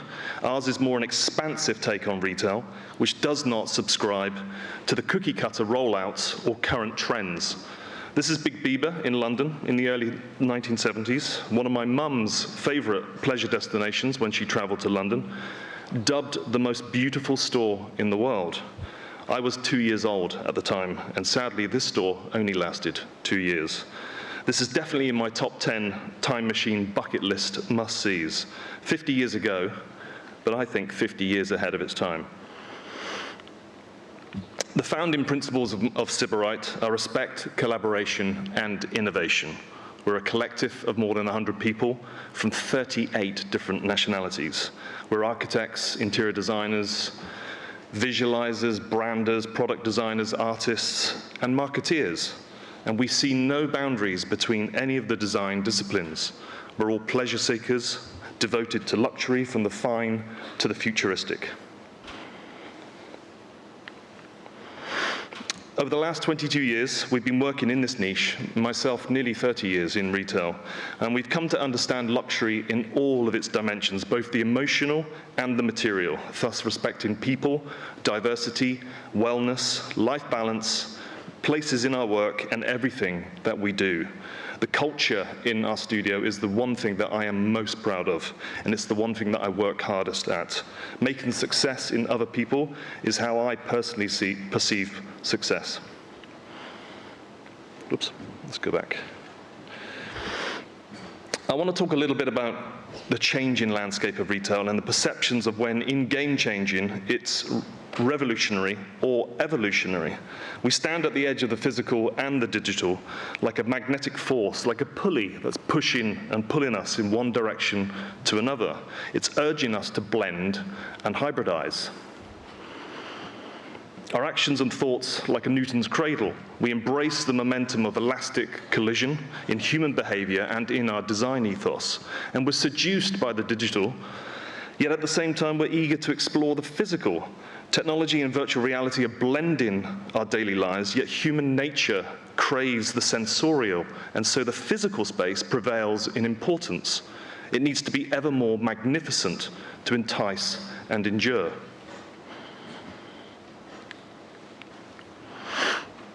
Bain research shows that about a third of customers, the primary reason for visiting a boutique is the special treatment provided by the sales associate. And we're living in a world of rapid transition on a constant quest for newness, but we still want to cling to a sense of familiarity. And we need to create a sense of continuity and connection in retail sphere for longevity to prevail. And at Sybarite, we do this through what we call coded architecture and storytelling, which has the possibility to scale and evolve over time. The SKP branding and geometries are a testament to this approach, and together and at different scales, they make up a brand language that is subliminally woven into every customer touchpoint and vista. This brings a sense of place and a recognizable, what we like to call a house style, of subtle SKP familiarity. The evolution possibilities are connected to the elasticity of the codes in the brand language. And in some cases, this can be revolutionary and is demonstrated consistently in the reinventions and activations to support those. Gucci is a really good example of this. It continues to reinvent itself, yet the essential essence remains clear in every iteration. The same can be said for the ecosystems of Prada or Dior and many other brands that continually present. The notion of brand extensions and bolt-on experience becomes an endless canvas for marketing, commerce, creativity, and for retail strategy and planning. It's also the case for SKPS, a next-generation store that we conceived back in 2019. And it's now in its third iteration, or as we like to call it, its third chapter in the book of SKPS. It celebrates a new definition for luxury, which is all about experience per square meter. Its premise lies in the desire to provocatively push boundaries and encourage human participation. Designed for the luxury adventurer as an unparalleled physical and experiential icon. In 2019, the Beijing store presented the first chapter with the narrative what we called A Voyage to Mars. So successful was SKPS in Beijing, we decided to rip out an entire floor, 20,000 square meters, in the newly opened SKP Xi'an department store. So in 2021, the Xi'an store presented the second chapter with the narrative of a return for rebirth on Earth, after returning from living and shopping on Mars to the post-apocalyptic Earth. And then earlier this year in Chengdu, we presented the third chapter in the book of SKPS with a narrative of how we exist in a parallel world. So in Chengdu, the message is delivered through architecture and the curation of mysterious species. Particularly of note are the floating populace, which is a desert warrior, represented the strongest life power. There's also the guerrilla spacewalk, which represents the fusion of space and time breaking through the time barrier. The supernova, inspired by stars, planets, light, and gravitational waves, triggers the overlapping connection of time and space. It rotates in 3 layers to remind us that everything is in motion. Its light and shadow transform continuously. So SKPS is about the revolutionary and about the leaving the familiar behind in search of another perspective. It embraces our back to the future approach, but in another dimension. Although revolutionary, SKPS is intentionally designed to complement the SKP ecosystem. It's the alter ego, the yin and the yang. And chapters 4, 5, and 6 of SKPS are now in progress and will open soon, so watch this space. Oops, let's go back. Is this video playing? It's a quick video I want to play you about SKPS in Chengdu. There we go. Oops. Maybe there's a lag because of the, here we go.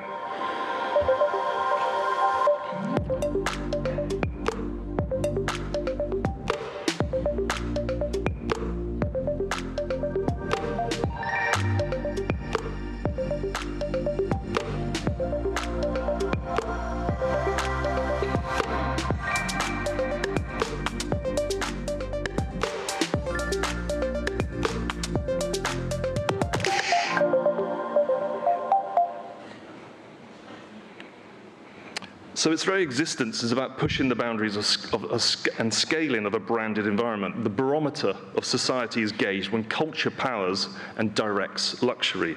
So the appetite for experience is led by culture and society, and it reacts to where humankind is at. So when designing for the future, we need to take a wide view of demographics, especially the Gen Z and Gen Alpha pleasure seekers, because their spending will grow 3 times faster than other generations, and until 2030, it will make up 1/3 of the market. According to KPMG, 30% of younger consumers aged 34 and below will prioritize purchasing from brands that emphasize sustainability and corporate responsibility. There's an increased responsibility towards low-carbon lifestyle and less waste and a heightened awareness for environmental protection. There's a rising phenomenon in hospitality and culture-led spaces. And as architects and designers of the hybrid experience, we're tasked with considering the balance of experience and the acquisition of memories. Post-COVID, the physical store has once again become the cornerstone of a luxury brand's identity and its universe, the epicenter for the relationship between the brand and the consumer. Enriching the customer journey and the storytelling through experience is a newly invigorated competitive arena, and those that rise to the occasion are the winners in this retail game. Some examples of what other brands are doing here, I particularly like what Leung and Co. Are doing with their Milan Club, bringing together car lovers, tree huggers, and pure pleasure seekers. Jacques Mousse, also here, done by Random Studio, with their nostalgic and surreal play on a bathroom in the Selfridges corner shop. The pandemic has massively changed the customer expectations when shopping. Much greater value is now attached to the experiences over material possessions. It was already starting to happen pre-pandemic, but I think it's massively accelerated ever since. This trend of the retail-tainment factor is set to continue. The pure fun and pleasure is coming back, just like Big Bieber did 50 years before. We're going full circle again, back to the future again. And I predict a widening of this gap between the fun and pure pleasure of the physical experience to that of shopping online. So I cannot underestimate the power of participation, not just the participation of the customers in the blended retail experience, but also the participation in the design process too. Collaboration with like-minded innovators is how we've managed to blend our visions. We've been fortunate enough to work with some of the very best-in-class consultants globally, such as engineers, landscape architects, lighting designers, and artists.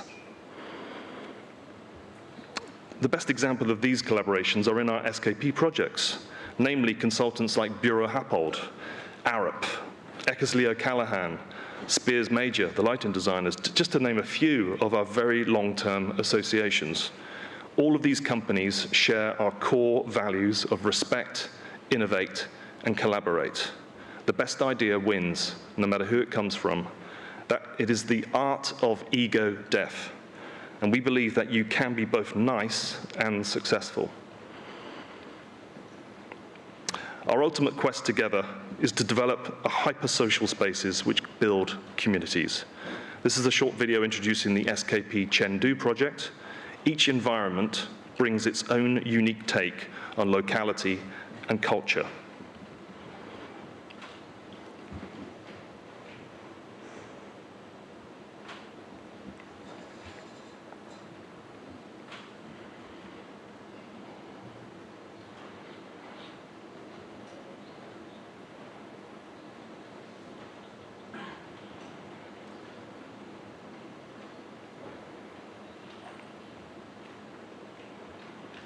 We've leveraged the power of architecture, art, and design for the city dwellers at SKP Chengdu over a wide demographic, from the more contemporary customer to the next generationers.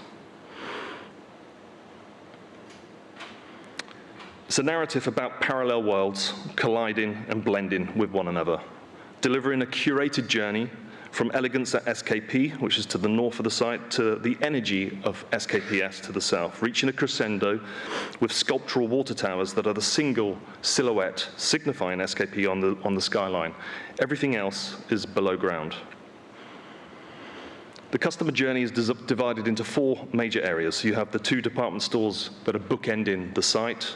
There's SKP to the north, which is on the left of the screen, SKPS to the south on the right, and then 2 primary avenues running north-south comprising of luxury cuisine and fashion avenues.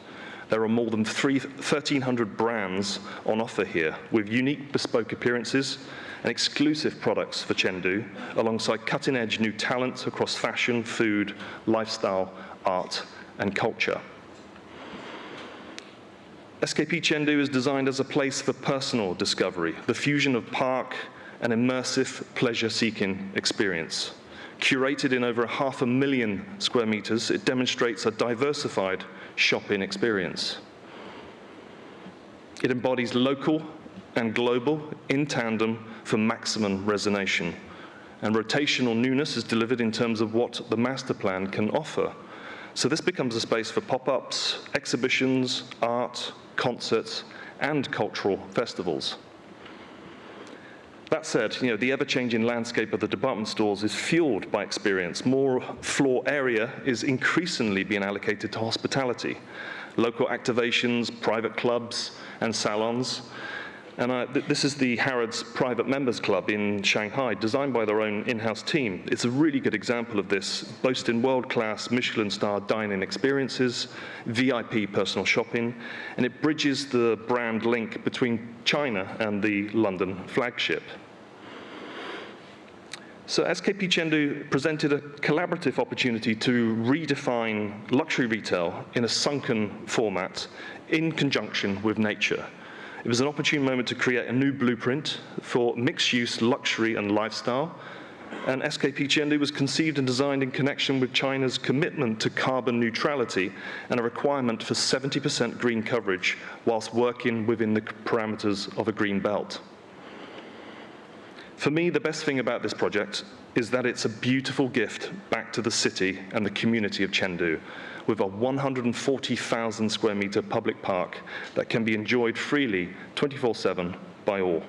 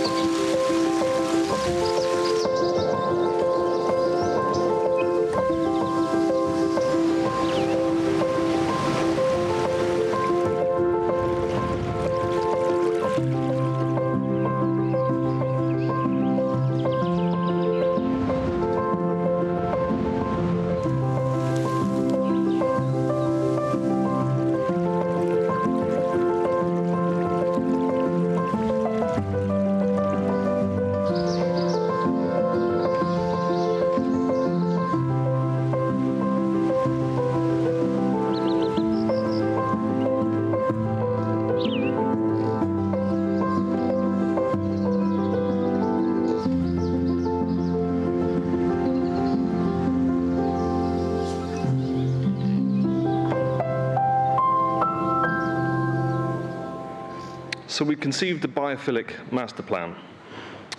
We ran our very own international design competition to find the landscape architects that we wanted to collaborate with. In the end, we selected James Corner Field Operations from New York, who are famous for their work on the High Line, as they came up with this gorgeous patchwork quilt concept that we totally adored. The result combines park and commerce to become a gravitational destination. The project lays opposite to the Chengdu Global Center, which is currently the world's biggest building at 1.8 million square meters. So the park covers an area of approximately 700 meters by 370 meters, which is about 190 acres. It's also a TOD project, a transit-oriented development, with 3 major metro lines that are crisscrossing below the park surface. This is the metro station building looking west towards the global center. The site, or park as we like to call it, comprises of 5 floors in total, with the retail and shopping areas spanning 12 meters below ground. And below this, there are 3 parking lots with over 2,500 parking spaces. So green ecology and high-end commerce combine here in a low-carbon city development aimed at longevity, a place that is envisioned to be constantly growing and changing. To achieve a light-drenched environment below ground, this involved giving each of the buildings below ground a status of being classified as if they were independent and above ground. And this meant engineering by creating a moat around the edge of the site, which was a first in China building regulations.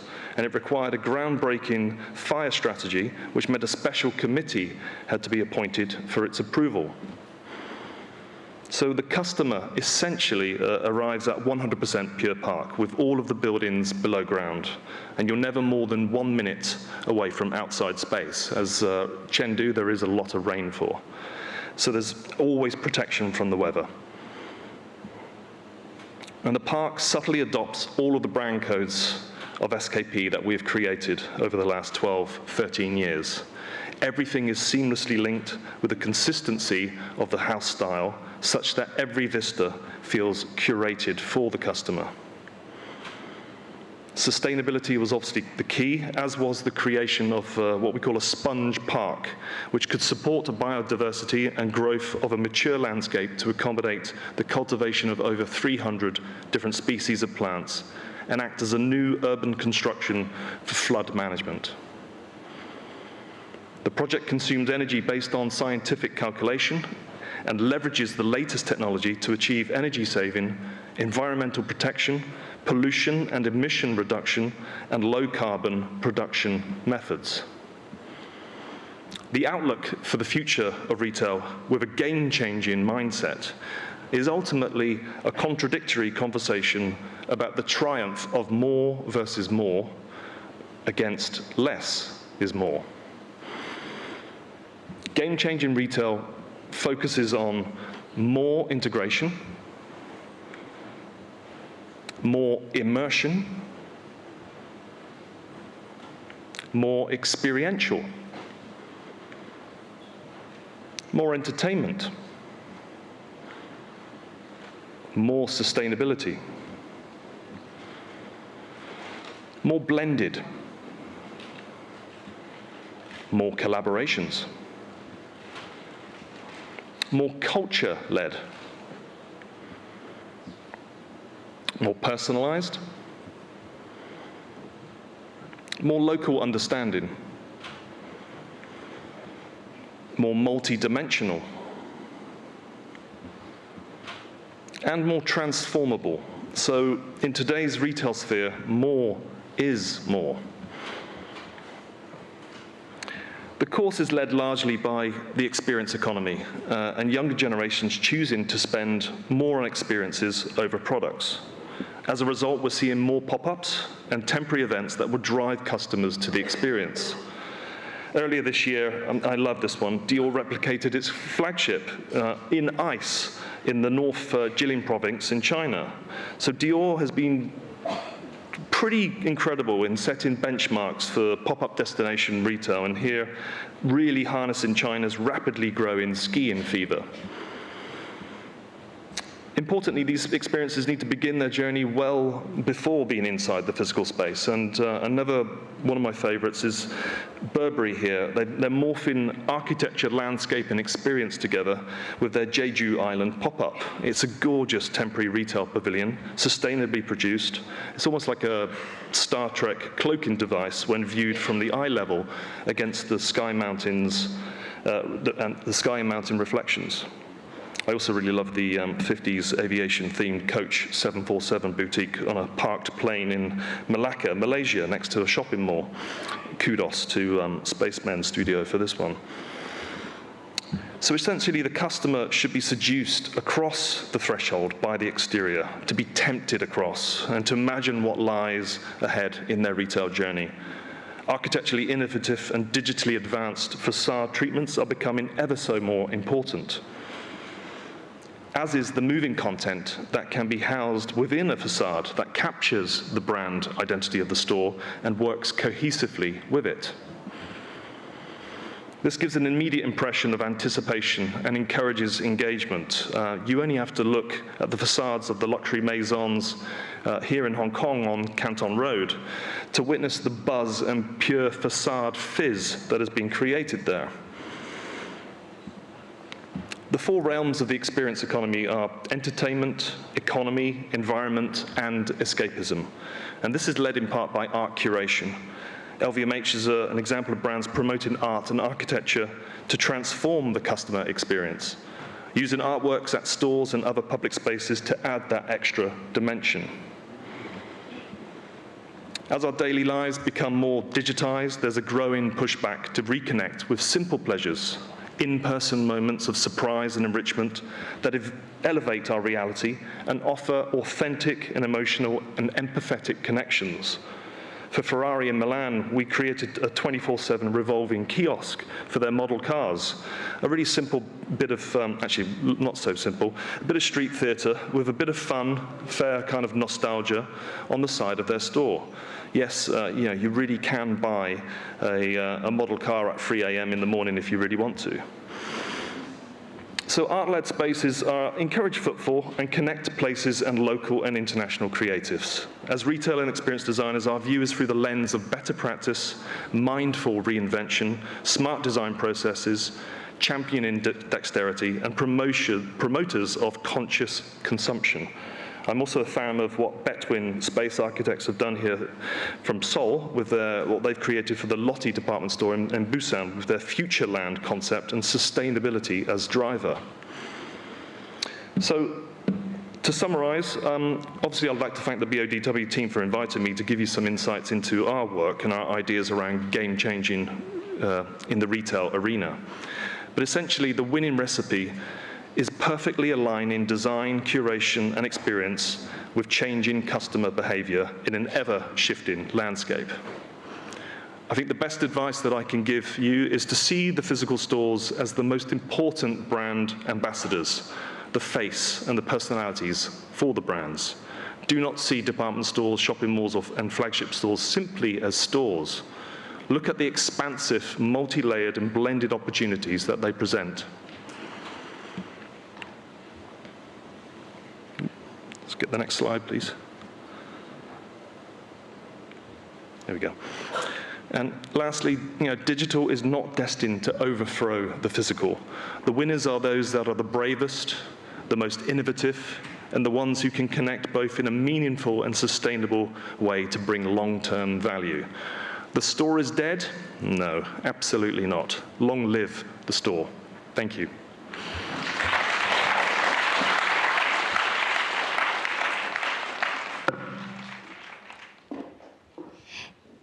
Thank you very much, Simon. Thank you. Thank you for your insights on how commerce, community, and culture are intertwined. So next up is a Power Talk session that's focusing on pushing the boundaries of denim innovation. Please stay tuned.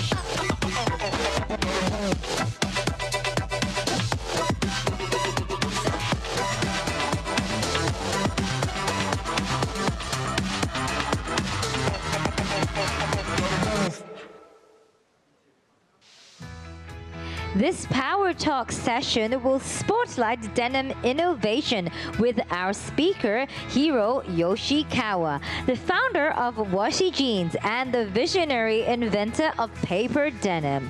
Combining his passion for denim with the ancient art of washi paper, we are in for an exciting unveiling that will revolutionize the world of fashion. So before we meet Hiro on stage, please take a look at the following video.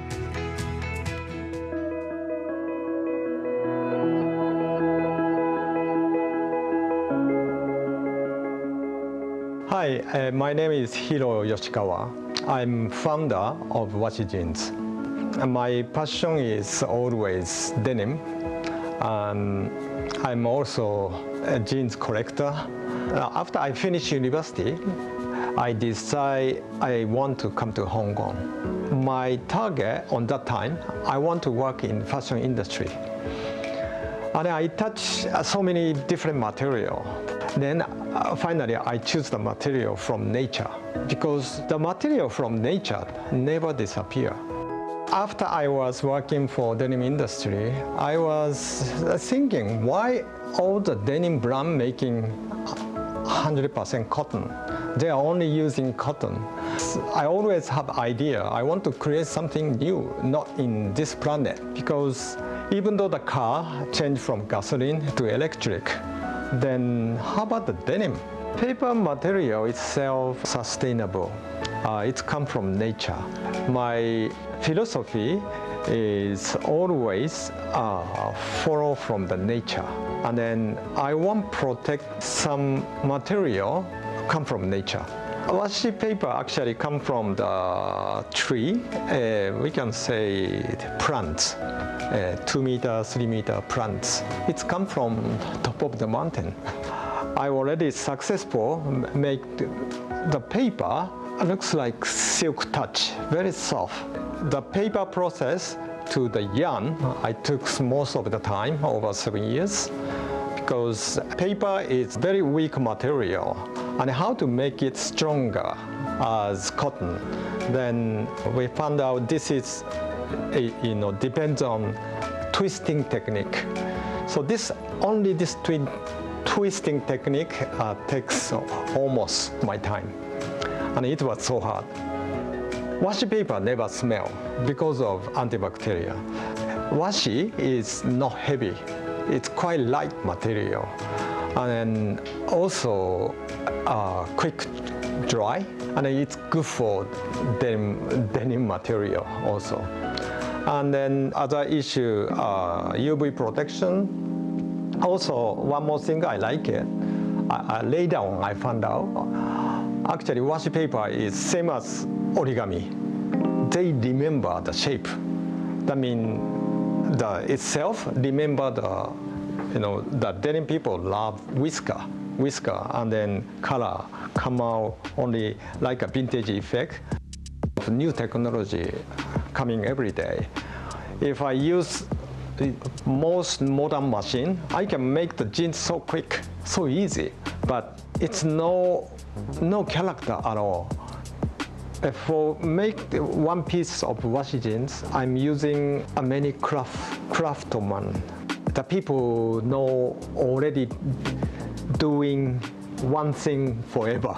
So, for example, one washing technician, one time I calculate I'm using how many people, how many people helping for this making only one jeans.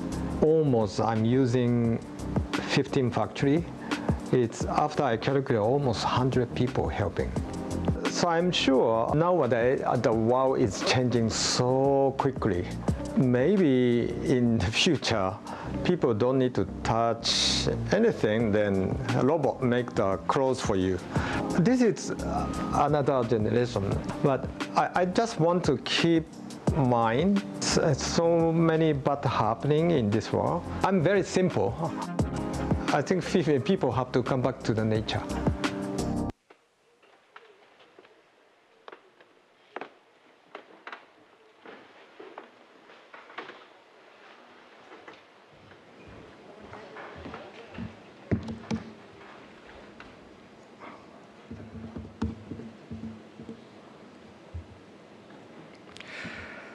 Hello, everyone.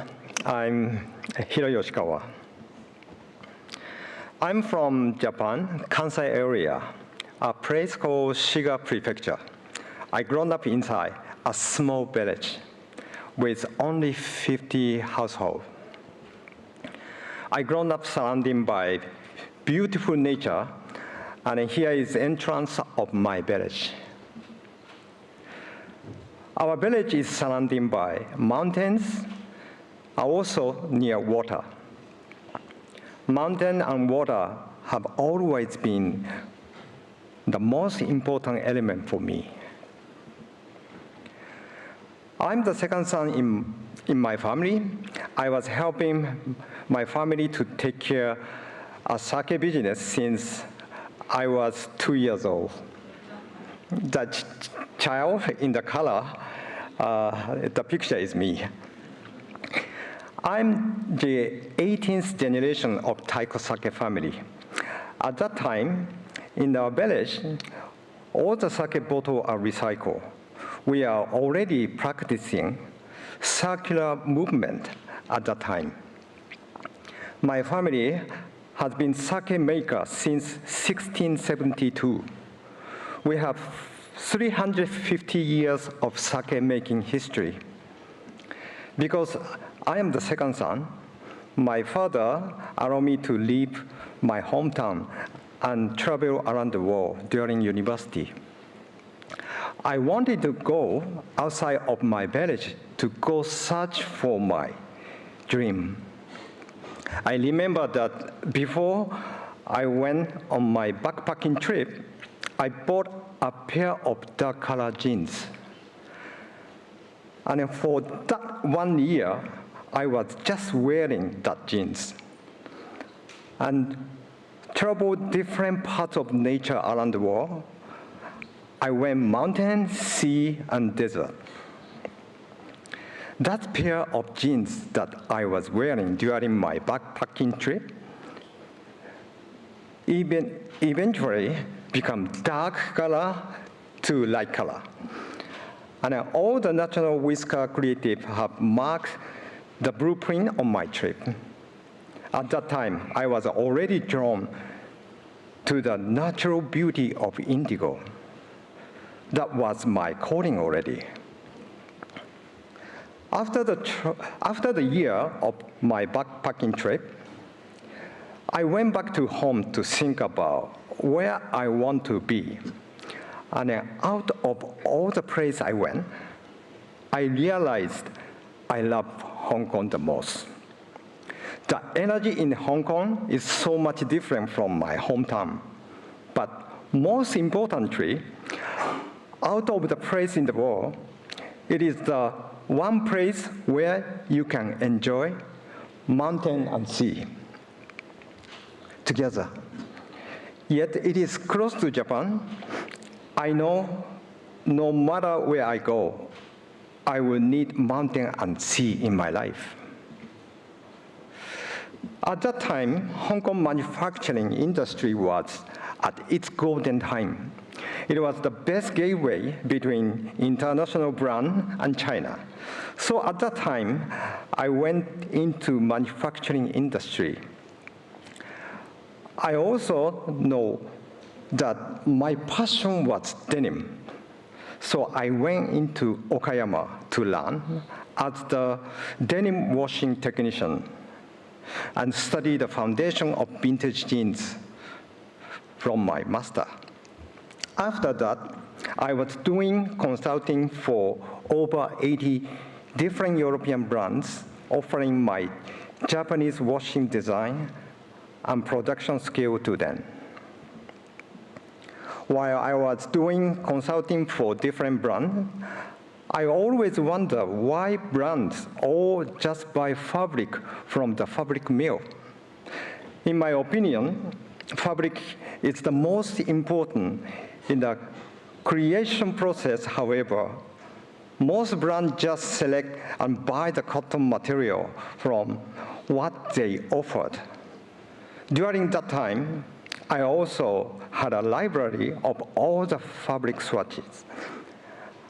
And then I realized I was not totally satisfied with any of it. I searched and searched and searched. I felt that still there isn't a fabric material that can deliver the standard of the design aesthetics that I wanted. Why can I satisfy the need of denim lover? So then I decided that I want to create my own material, own fabric material, but what should that be? In year 2000, I visited my parents' home. Inside, there is a room, like a small museum, where we collected many of our family's 350 years of history inside. During that visit, I went into that room with my father. I discovered a paper. It was the sake accounting book from 350 years ago. I was amazed that the book still looks brand new, no broken, and no smell.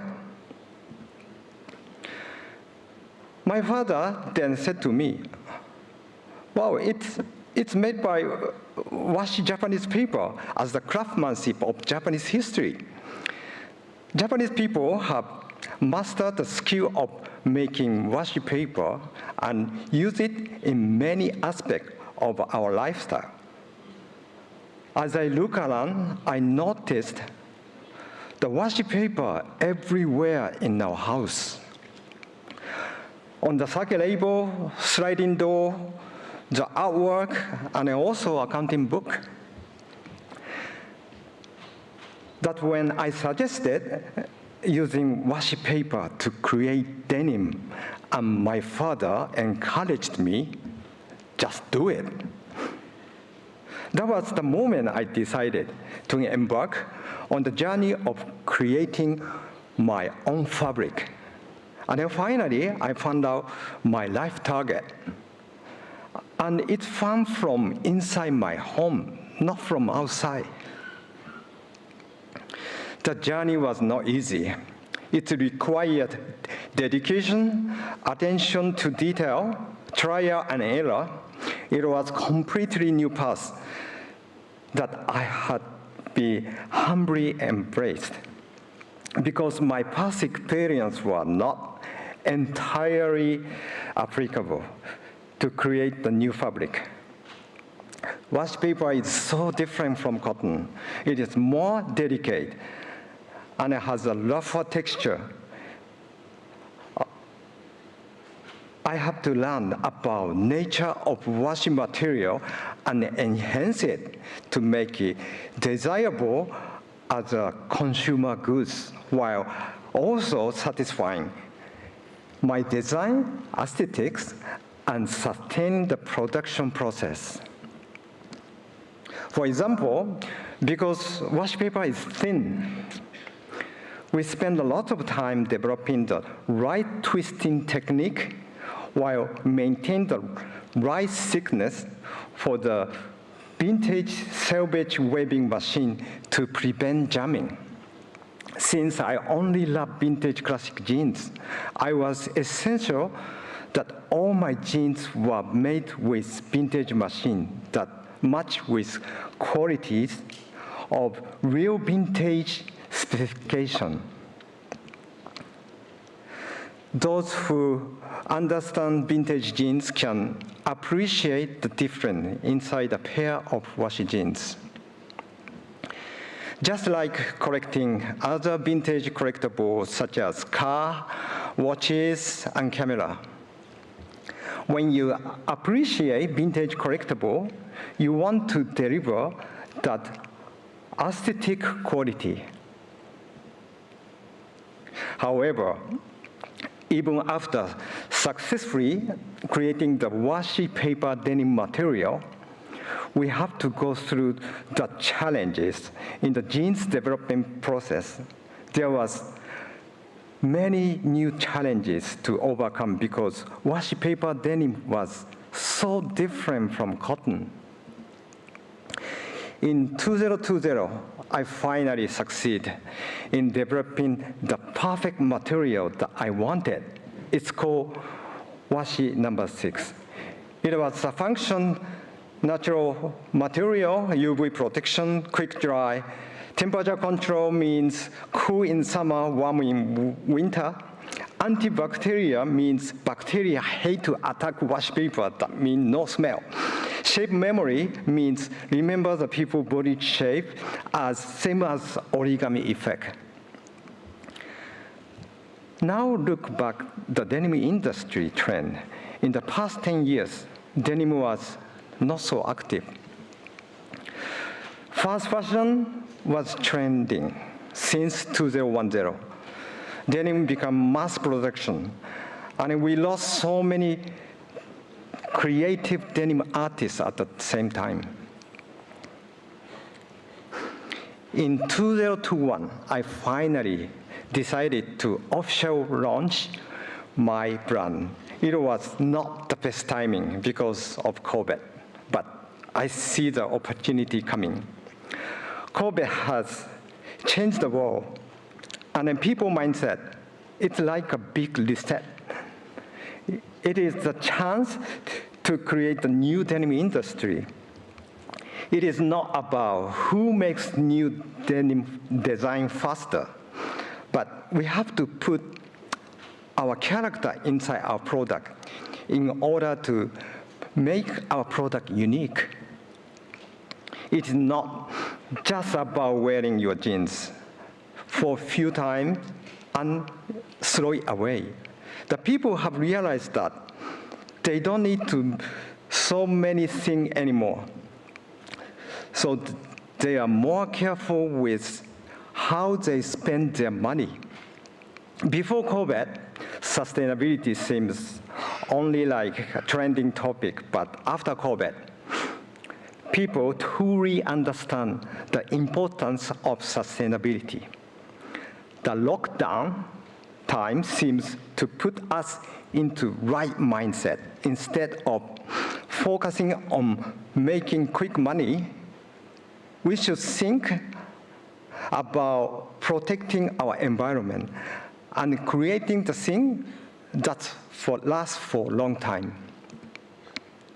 My vision is not just to create beautiful jeans that more people can wear, but to create the jeans that can appreciate over time. The longer time you wear it, it becomes more beautiful, and then more value it will have. You can keep the piece of jeans forever If any damages, you can bring it back to us. We will repair with our vintage machines. Just like vintage collections, once you have one, you will want to collect another pieces. This is my vision. People see beautiful of it. It is also part of their own creation. It will have their blueprint inside it. And then over time, they will be realized that all the beauty details inside the creation of the jeans. I'm lucky to have went back to my roots in year 2000 and had the inspiration at that time with my father in our family house to create my own fabric, washi number 6, and have officially registered my brand as washi. Today, I feel my dream has only just begun. Washi is now selling in Leung and Amory only, but our vision is expand to other parts of the world. Finally, I want to say thank you to all the production workers who are working for washi in Okayama. We take such a long process to make one pair of jeans, but each process is created with high value, care, and craftsmanship. Inside each pair of washi jeans, there are many hidden details that you can discover over time. Please enjoy wearing washi jeans. Thank you.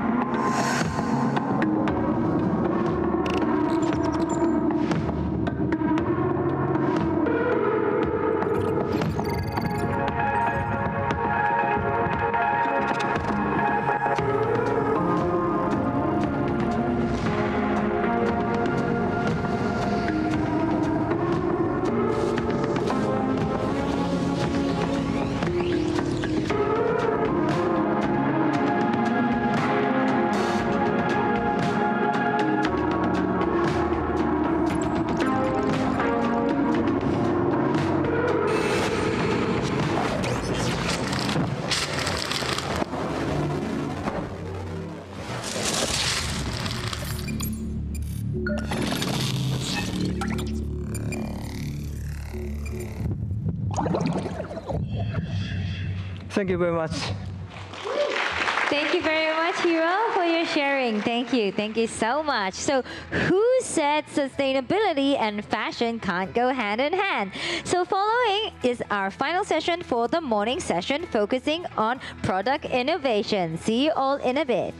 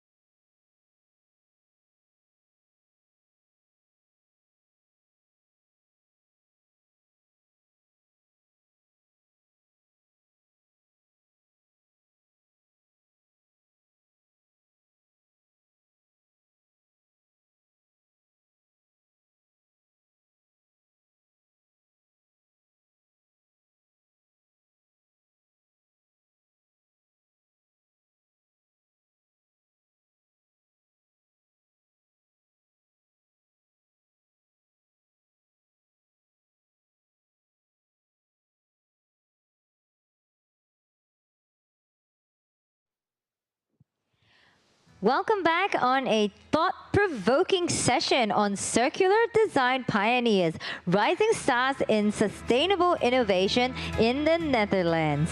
Our speakers include Bore Akersdiak, co-founder and creative director of Bybore, Nikke Hoogfield, designer of the studio Nikke Hoogfield, and Lucas de Man, founder and CEO of company New Heroes. So let's welcome our first speaker, Bore.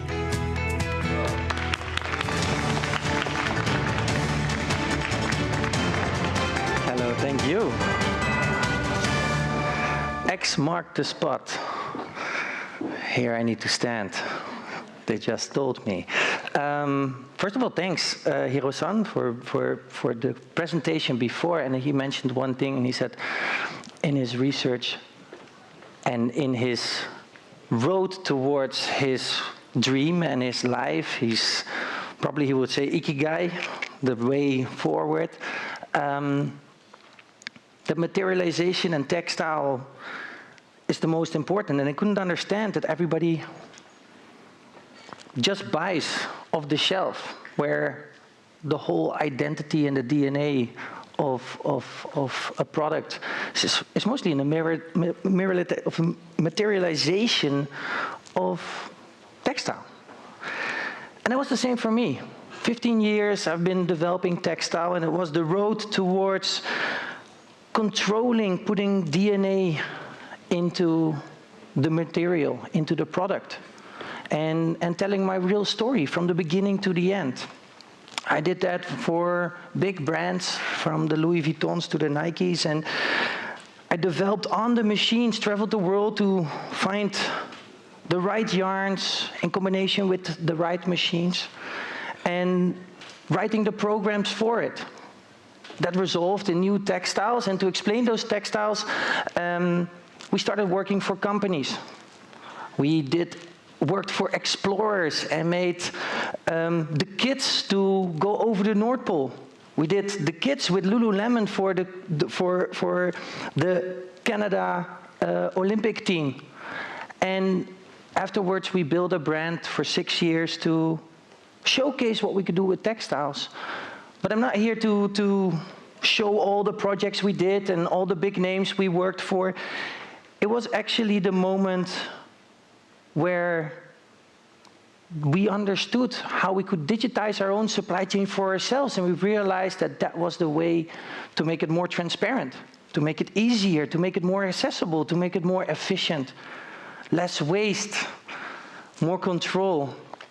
And building the brand, we realized that there was enough production already. Why push the own brand forward?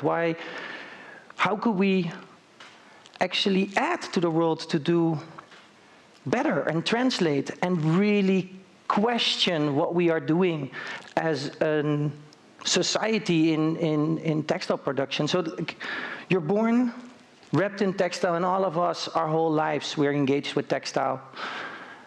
And I really noticed that we were praised for making better textiles, and I realized, but why should we keep it for ourselves?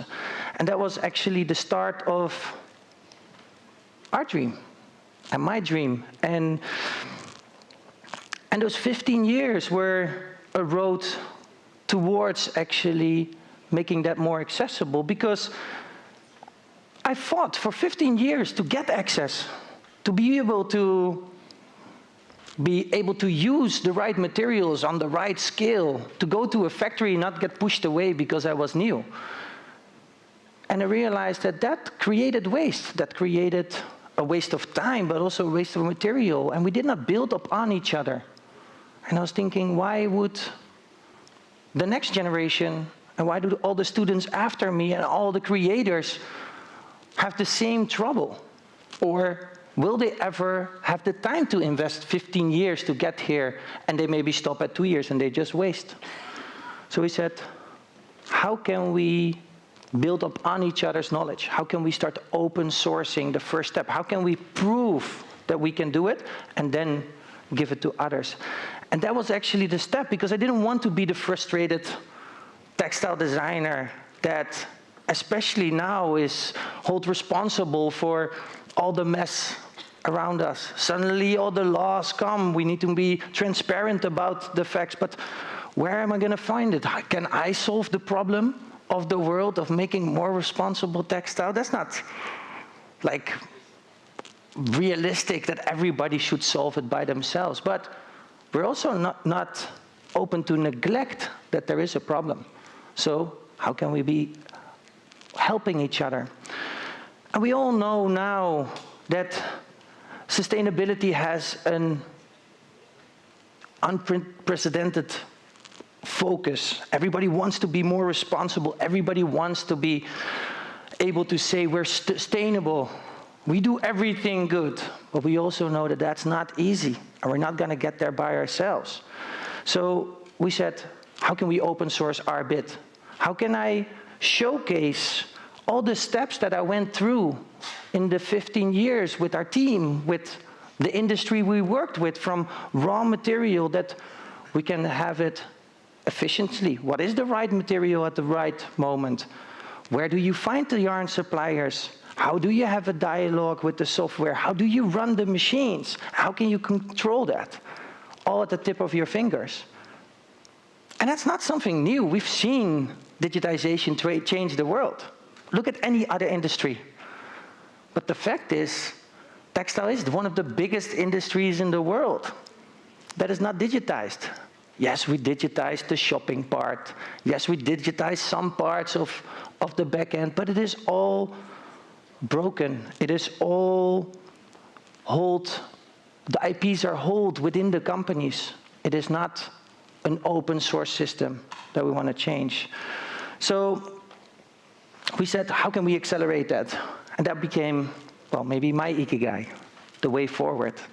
The reason why I wake up every morning and think, well, this is possible. This is something that we need to do. This is something that we need to push forwards and see if everybody can use a transparent supply chain. And everybody can use that stuff. And we started that in a very simple way. Our way in the first beginning was around circular knitting.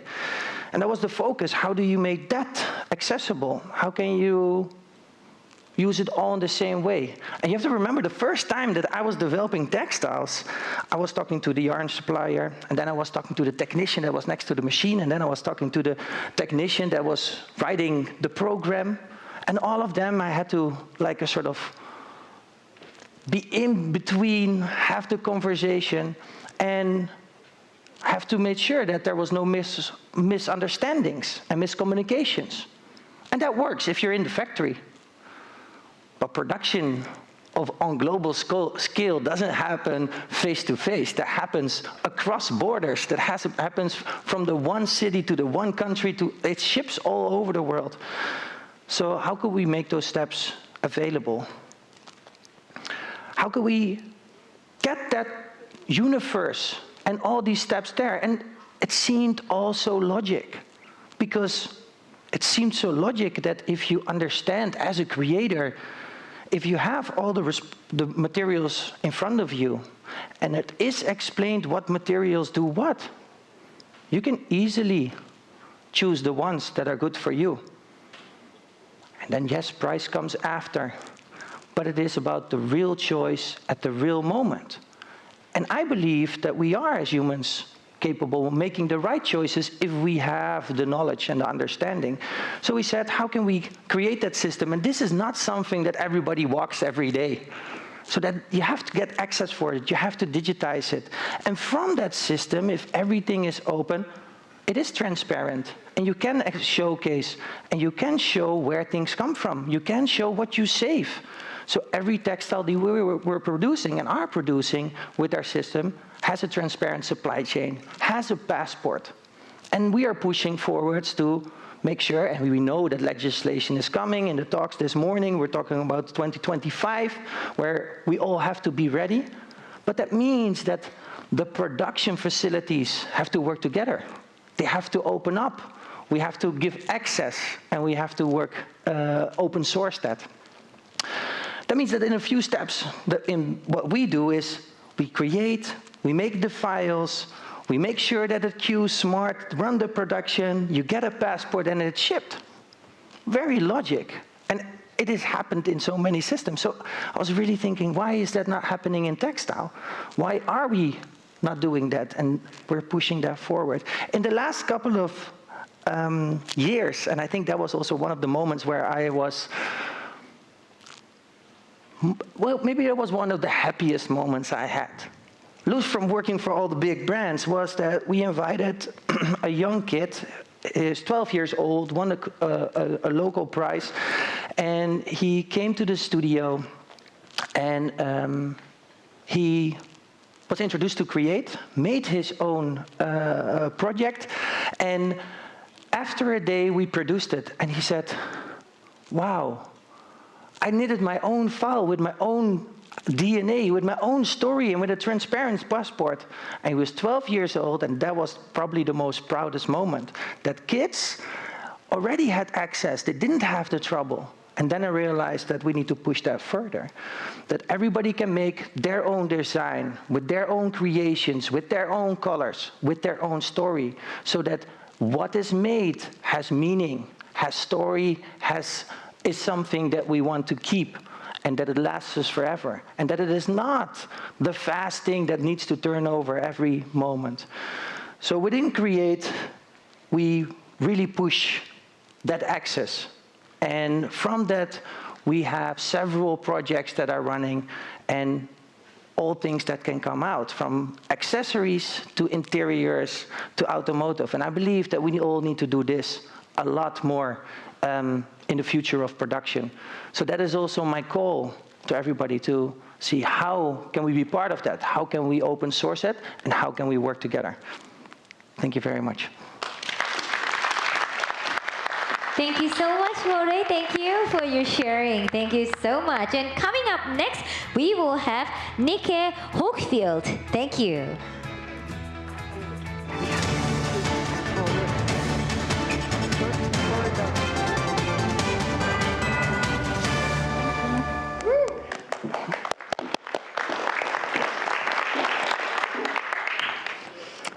Hello, everybody. It's very nice to be here. It's my first time in Hong Kong.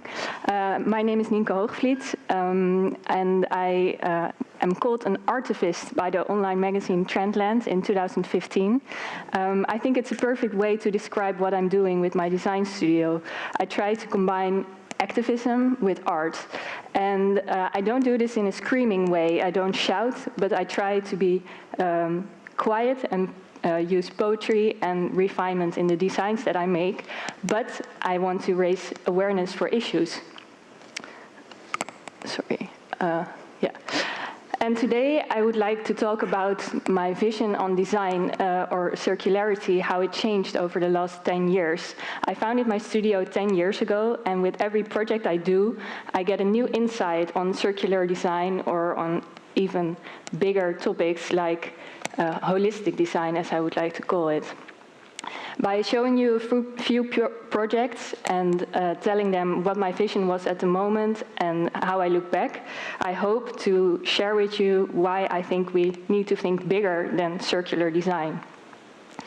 This is a project I did in 2014. It's a textile from seaweed that I knotted by hand in a discarded fishing net. And I wanted to show the beauty of the ocean and the pollution at the same time in one object. I think we should take better care of our oceans and stop polluting it with plastic. And the discarded fishing net, the base of the rug, is a metaphor for this. But the yarn made from seaweed is a very new and innovative material that can actually change a lot in the textile industry. And I think it's a perfect example of a sustainable solution coming from the oceans. So this rug, it showed the duality between solution and pollution. And for me, it was replacing a bio-based material, the seaweed yarn, instead of using cotton, for example. I thought it was very sustainable. But then I thought, okay, from the seaweed, I only need one particle. So I still have a lot of waste. I still have other parts of the seaweed that I don't use. Can I also use them? And that's when I made this, I continued my research, and I discovered seaweed can also be used as a natural dye. you can see here that the seating of the chair is dyed with seaweed. Then the leftovers from that process were used to make a dye for the table, or paint, and the leftovers from that were used for a sort of plastic material, the balls you can see. Here you can see the textile a little bit better. But you didn't only get green, as you might suspect, from seaweed. I was surprised with the wide color palette that I could achieve. It ranged from pink and purple to the more, maybe expected colors like green and brown and yellow. So I thought, okay, this is such an interesting material to use seaweed as a textile dye. This needs to change the textile industry. I want to upscale. I want to make it bigger, because just in my studio, it's not going to have enough impact. And then I found it, together with my business partner Anne Boermans, Saphir, a company that's now working on upscaling and industrializing this textile dye from seaweed. We don't use any chemicals. It's completely natural, completely biodegradable. And I'm very proud, because this took me 10 years to get here. But at the moment, we're ready to work with industrial partners. And working on seaweed for many years, I thought, okay, there must be more interesting materials from the sea that I can use. What about fish and fish skin? Because in the Netherlands, we don't like to eat fish skin. I know it's a bit different here, but in the Netherlands, it's a waste product. And every day, tons of fish skin are thrown away, while you can also turn it into beautiful leather.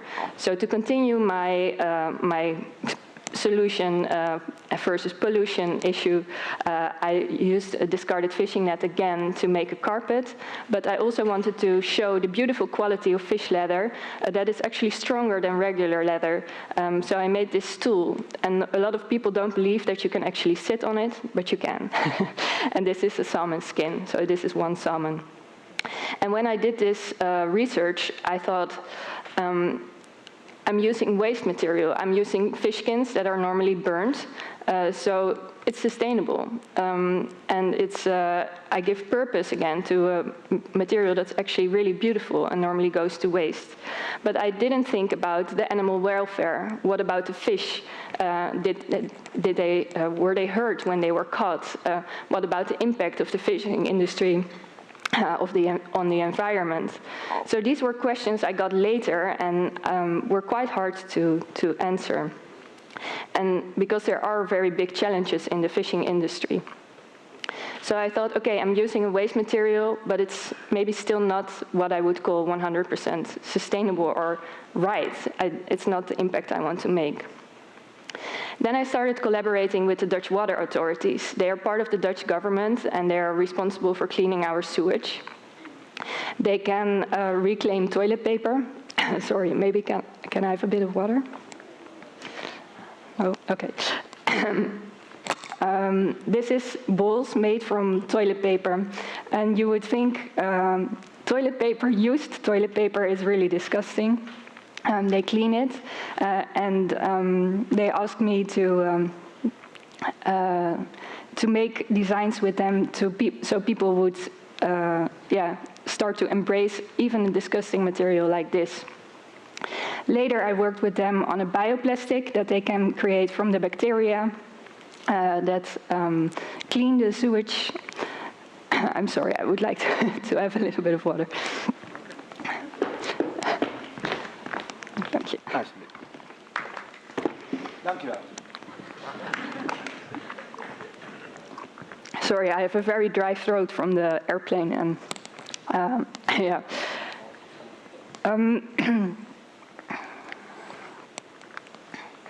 So this is an urn made from human ashes combined with bioplastic that's made from the bacteria that clean the wastewater.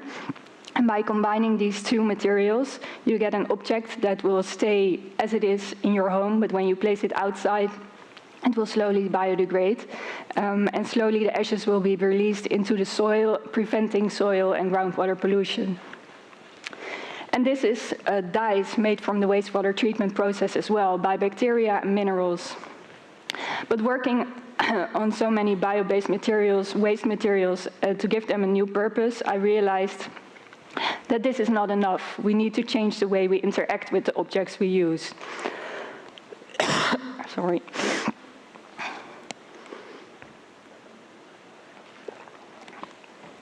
Therefore, I started a research project called Value Values. And we had 2 carpets made, one in the Netherlands and one in Armenia. And we followed the whole production process, from wool to sheep to a final product. And in this exhibition on the Dutch Design Week, we had first here, people saw only this.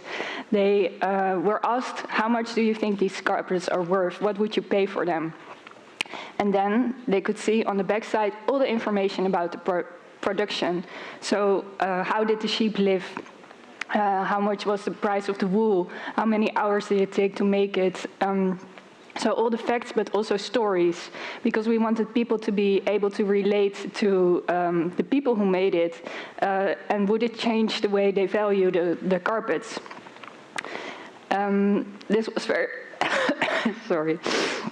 We also made a movie to compare the 2 production processes completely. The one on the left for you is the Netherlands, and the one on the right is Armenia. And during the exhibition, we questioned people, what is important to you? Is it the animal welfare? Is it the aesthetic? Is it the craft you use? Is it working conditions? Is it the price? What do you value, and where can you relate to? And in the end, we asked the visitors, how would you value these carpets now, when you have the full picture, when you know everything about the production? And it was very interesting, because we had 4,500 people participating, and the price went up with 66%.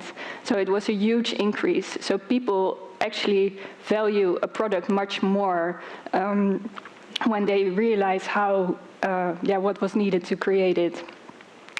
And I think this is what I would like to share with you today, that sustainability is not just about maybe replacing current materials with bio-based materials or thinking about recycling. It's also thinking about the way we interact with the materials and how transparency can maybe help in this. I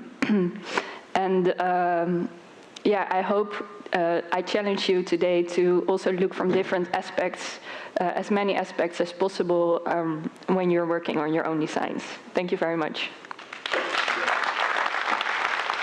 Thank you so much, Nienke, for your insightful sharing and leaving us a lot of deep thoughts that we have to do afterwards. And coming up next is Lucas Duman, founder and CEO of the company New Heroes. Let's welcome Lucas.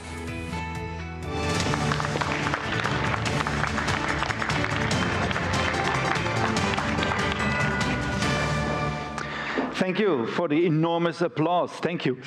My name is Lucas de Man, and I'm the director of 2 amazing companies, Company New Hero and Company Bio-Based Creations. Both of them are a collection of creatives working together. And the most important thing, because we do all kinds. We do television shows, we do documentaries, we do big installations. So sometimes people go like, Lucas, focus, please. And then I say, no. And then I continue my life. That is the essence of being a creative person. You just don't give a damn. The most important thing, though, that we do is that we are busy with the changing value system. Because when I was brought up, and most of you, we were brought up with values. For example, greed is good, and individualism is very important. In the West, we love to be lonely, And also, make sure you don't take care of other people too much. Only think about yourself. These were values that my parents taught me. And then, we are at the end of that system.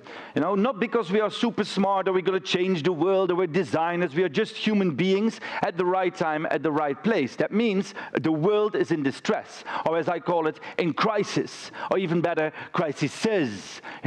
So there are many different crises at the moment. An economic crisis is coming up. Hong Kong is already in it. We have a resource crisis, a climate crisis. Some of you have relationship crises. We all know know about it. So there's so much crisis at the same time. A lot of people get afraid by it. They go like, damn, they are depressed. I did a whole project about millennials in Asia. Many of them feel lonely, depressed. Now, the good news is in Holland and Belgium, it's the same. You know, a lot of depression, a lot of loneliness. People go like, the inequality is growing, but also the insecurity is growing. What is right? What is wrong? Where do I go to? What is the right choice? You know, and people tend to go in their bubbles, right? Only with speaking with people that think the same as you think. So it's not a dialogue, it's called a monologue.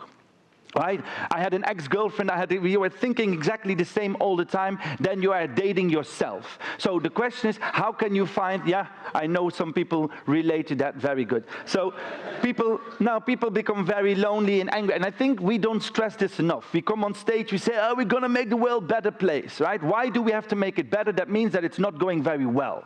Right? So we have to acknowledge the fact that it's not only about resources, about money, it's also about the psychological part. A lot of people feel like they have no future, right? This is terrible. So my question is, how can we feel more happy, right?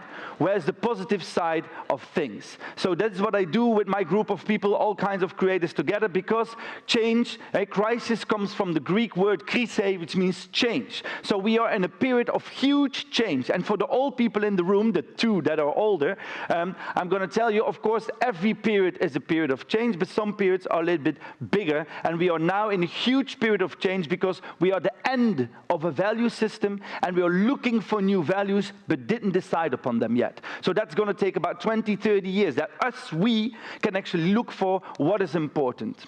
Okay, where's the hope? I'm going to give you a few examples of what we did. I don't know if it's going to make the world better, but it doesn't matter, right? It's the fact that you want to do something, and then later generations will say that we fucked up. Okay, so sorry for the word up. So we had a huge challenge in the Netherlands called how can we reduce the carbon by 50% and at the same time how can we build 1 million houses? It was a riddle that the ministry threw on television, and we were like, oh, we love riddles. How can we do this together? And at the same time, I don't know if you know, but the Netherlands are drowning. So not because of the ocean, but actually the ground is sinking. So the Netherlands are sinking away. And as a Belgian, I love it. Right? The idea that the Netherlands is disappearing. It's payback for 1830. So you have the sea rising, and at the same time, the ground is sinking away. Because they were abusing the soil for way too many years with the artificial fertilizers. So how can we make the world, the ground lift again, and how can we solve the riddle? Now, one of the things we discovered was mycelium. You probably know it. It's mushroom. So what you do is, on one side you have, for example, hemp waste or corn waste, so always the residue of a plant full of fibers. You put a little bit of mushroom, not magic mushroom, traditional mushroom. You put it in there, and in 1 week times, it grows to this beautiful white cube, and if you don't dry it, then it will become mushroom. So the mushroom eats it away. But if you dry it for 1 week, then you get a beautiful building material. And it was not our discovery. It was already done by a few people, but nobody was, doing something with it. And we said, this is strange, because it takes on carbon. It stores carbon. So instead of releasing carbon, you can actually store carbon in your building blocks. And we thought, this is so cool, right? And also, if you have the right plants, the plants can actually lift the soil. So we said, let's experiment with that, right? Because you can give it in every mold, and then we made this pavilion in 2019. We have never made a pavilion, but the Dutch Design Week said, we don't want an artwork, we only want a pavilion. So we said, let's make a pavilion, right? So we worked with architects and people who know things, and we said, let's create a pavilion out of mushroom. And they all said no. So we said yes, and then we did it.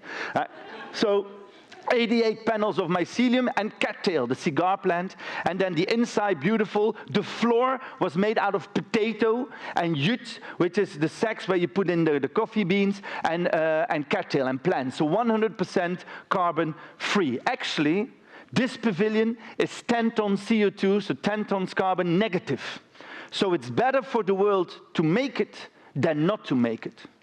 which is in Hong Kong strange because every skyscraper you make in Hong Kong is actually killing the world a little bit, right? So how can we build buildings that are actually helping and contributing to the world? That was the second thought we had. We loved this pavilion, but we got so many, like Ninka, so many amazing designers with bio-based materials that never got attention or not the right attention. So we said, let's combine this, let's make a real house on a real scale where we showcase what is already possible. So not what will be possible in the future, but what is already possible today. It has to be modular, so you click it, and it has to be full of bio-based materials and, like Borre does, open source, because otherwise you're just keeping it for yourself. Now, we built this house at the Dutch Design Week, then it traveled around, went to the Floriade, it went to Belgium, of course, it's going to Germany, it's going to travel around. So we build it in 2 weeks, we take it down in 1 week. And it's full of beautiful bio-based materials, like the taifa, hemp, not the female, you smoke the female, and you can build beautiful houses, algae, of course, all colors. You can 3D print with algae, it's beautiful. We have bacteria. These are concrete tiles made from stone and bacteria. That's it. No sand, no cement, no water, just stones and bacteria. I love bacteria. Then this is from used toilet paper, tiles from used toilet paper. So you go to the toilet, you shit, and then you can build your own house. It's amazing. The mushrooms, again, of course. But why do I show this? We also made it into a small house. And the good thing is you can see this house in Hong Kong.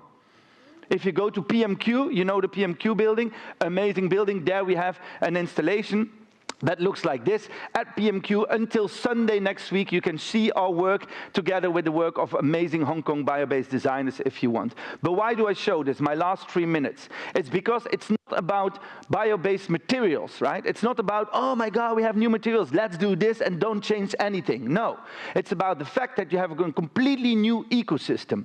We're going to make new neighborhoods. We're going to make neighborhoods. I know in Hong Kong it's strange because you have like 7 trees, right? And the rest are buildings. But you can make buildings that become nature. Not just have a green roof, right? But become nature. Walls that can store the water and can let plants grow. So we're going to have neighborhoods that are completely green. We can do that if we want, right? We give the farmers a new business model. They can grow food, plus they can grow the building materials of the future. And they can do it together, because you have multifunctional plants. Health. I think it's an important thing. Everybody's wearing these masks here in Hong Kong, right? We can create buildings that are actually healthy, that you take it off and go like, oh, finally, you know, I'm in a healthy building. With technology, we're going to have smart buildings, right? But also, when we talk about value, this is very important. Now we build a house, and we wait till it deteriorates, and then we have to renovate the whole building, pay for everything, throw everything away. But if you have a building that is modular and bio-based, that means that every wall keeps its value. So if you want to renovate, you can take everything out and sell it again. You can sell the half of your house, or you can build on top of it, you can play with it. So that means that the value of a house becomes completely different.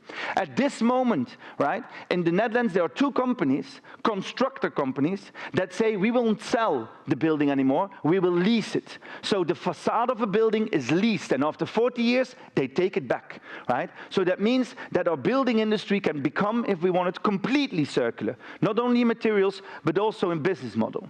That means that everything is connected. And I see you people thinking, yeah, but how much does it cost, right? I understand, still the old values, but it's okay. So I'm going to tell you, at this moment in Holland, they are building 7 houses, social housing, so for poor people, at the same price as traditional, and they are 95% bio-based. Same price, right? For the people only interested in money, same price. And then you have your house. And if you want to renovate it, you can get actually money back. So the funny thing is, right, the irony is that if you want to make money, you have to become circular. If you want to lose your money, stay traditional. I love this about the crisis. Because 20 years ago, if I would do this story, people would go, yeah, but it's not affordable, and then they would leave, you know? And now they go like, oh my God, we're losing money because we have a resource crisis. Lucas, what do we need to do? Everybody's calling me all the time. Lucas, what do we need to do? I'm like, how do you get my number, you know?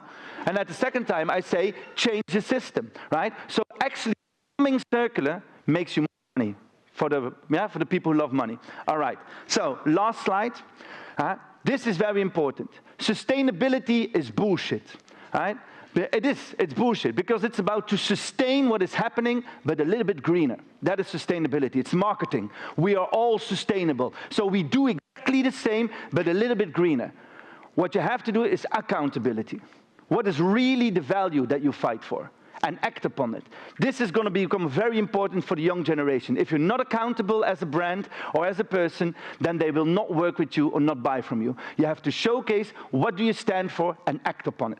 That is the future of circular design. Thank you so much. Thank you so much, Lucas. Thank you. Thank you for such a thought-provoking session to conclude our morning program of the day. Thank you so much. And if you have any feedback to our program, please scan the QR code on your badge behind, and you will be given a gift as awaited as a first-come, first-serve basis. And back after lunch, we will be here at 2 p.m. to discuss more about how we can enjoy luxury to sustainable practice. So please enjoy your lunch, and we will see you here back at 2 p.m. Thank you.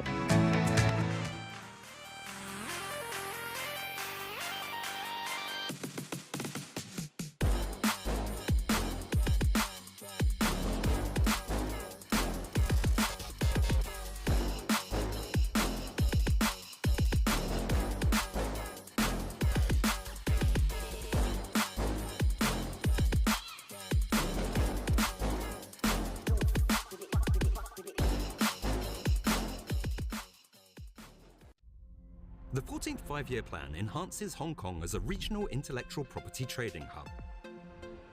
Hong Kong has a sound legal system, top professional services, and robust intellectual property protection, bringing business opportunities to all. The Intellectual Property Department offers upgraded training courses to establish the expertise of managers in enterprises and enhance competitiveness, while providing a free legal consultation service. For details, visit ip.gov.hk.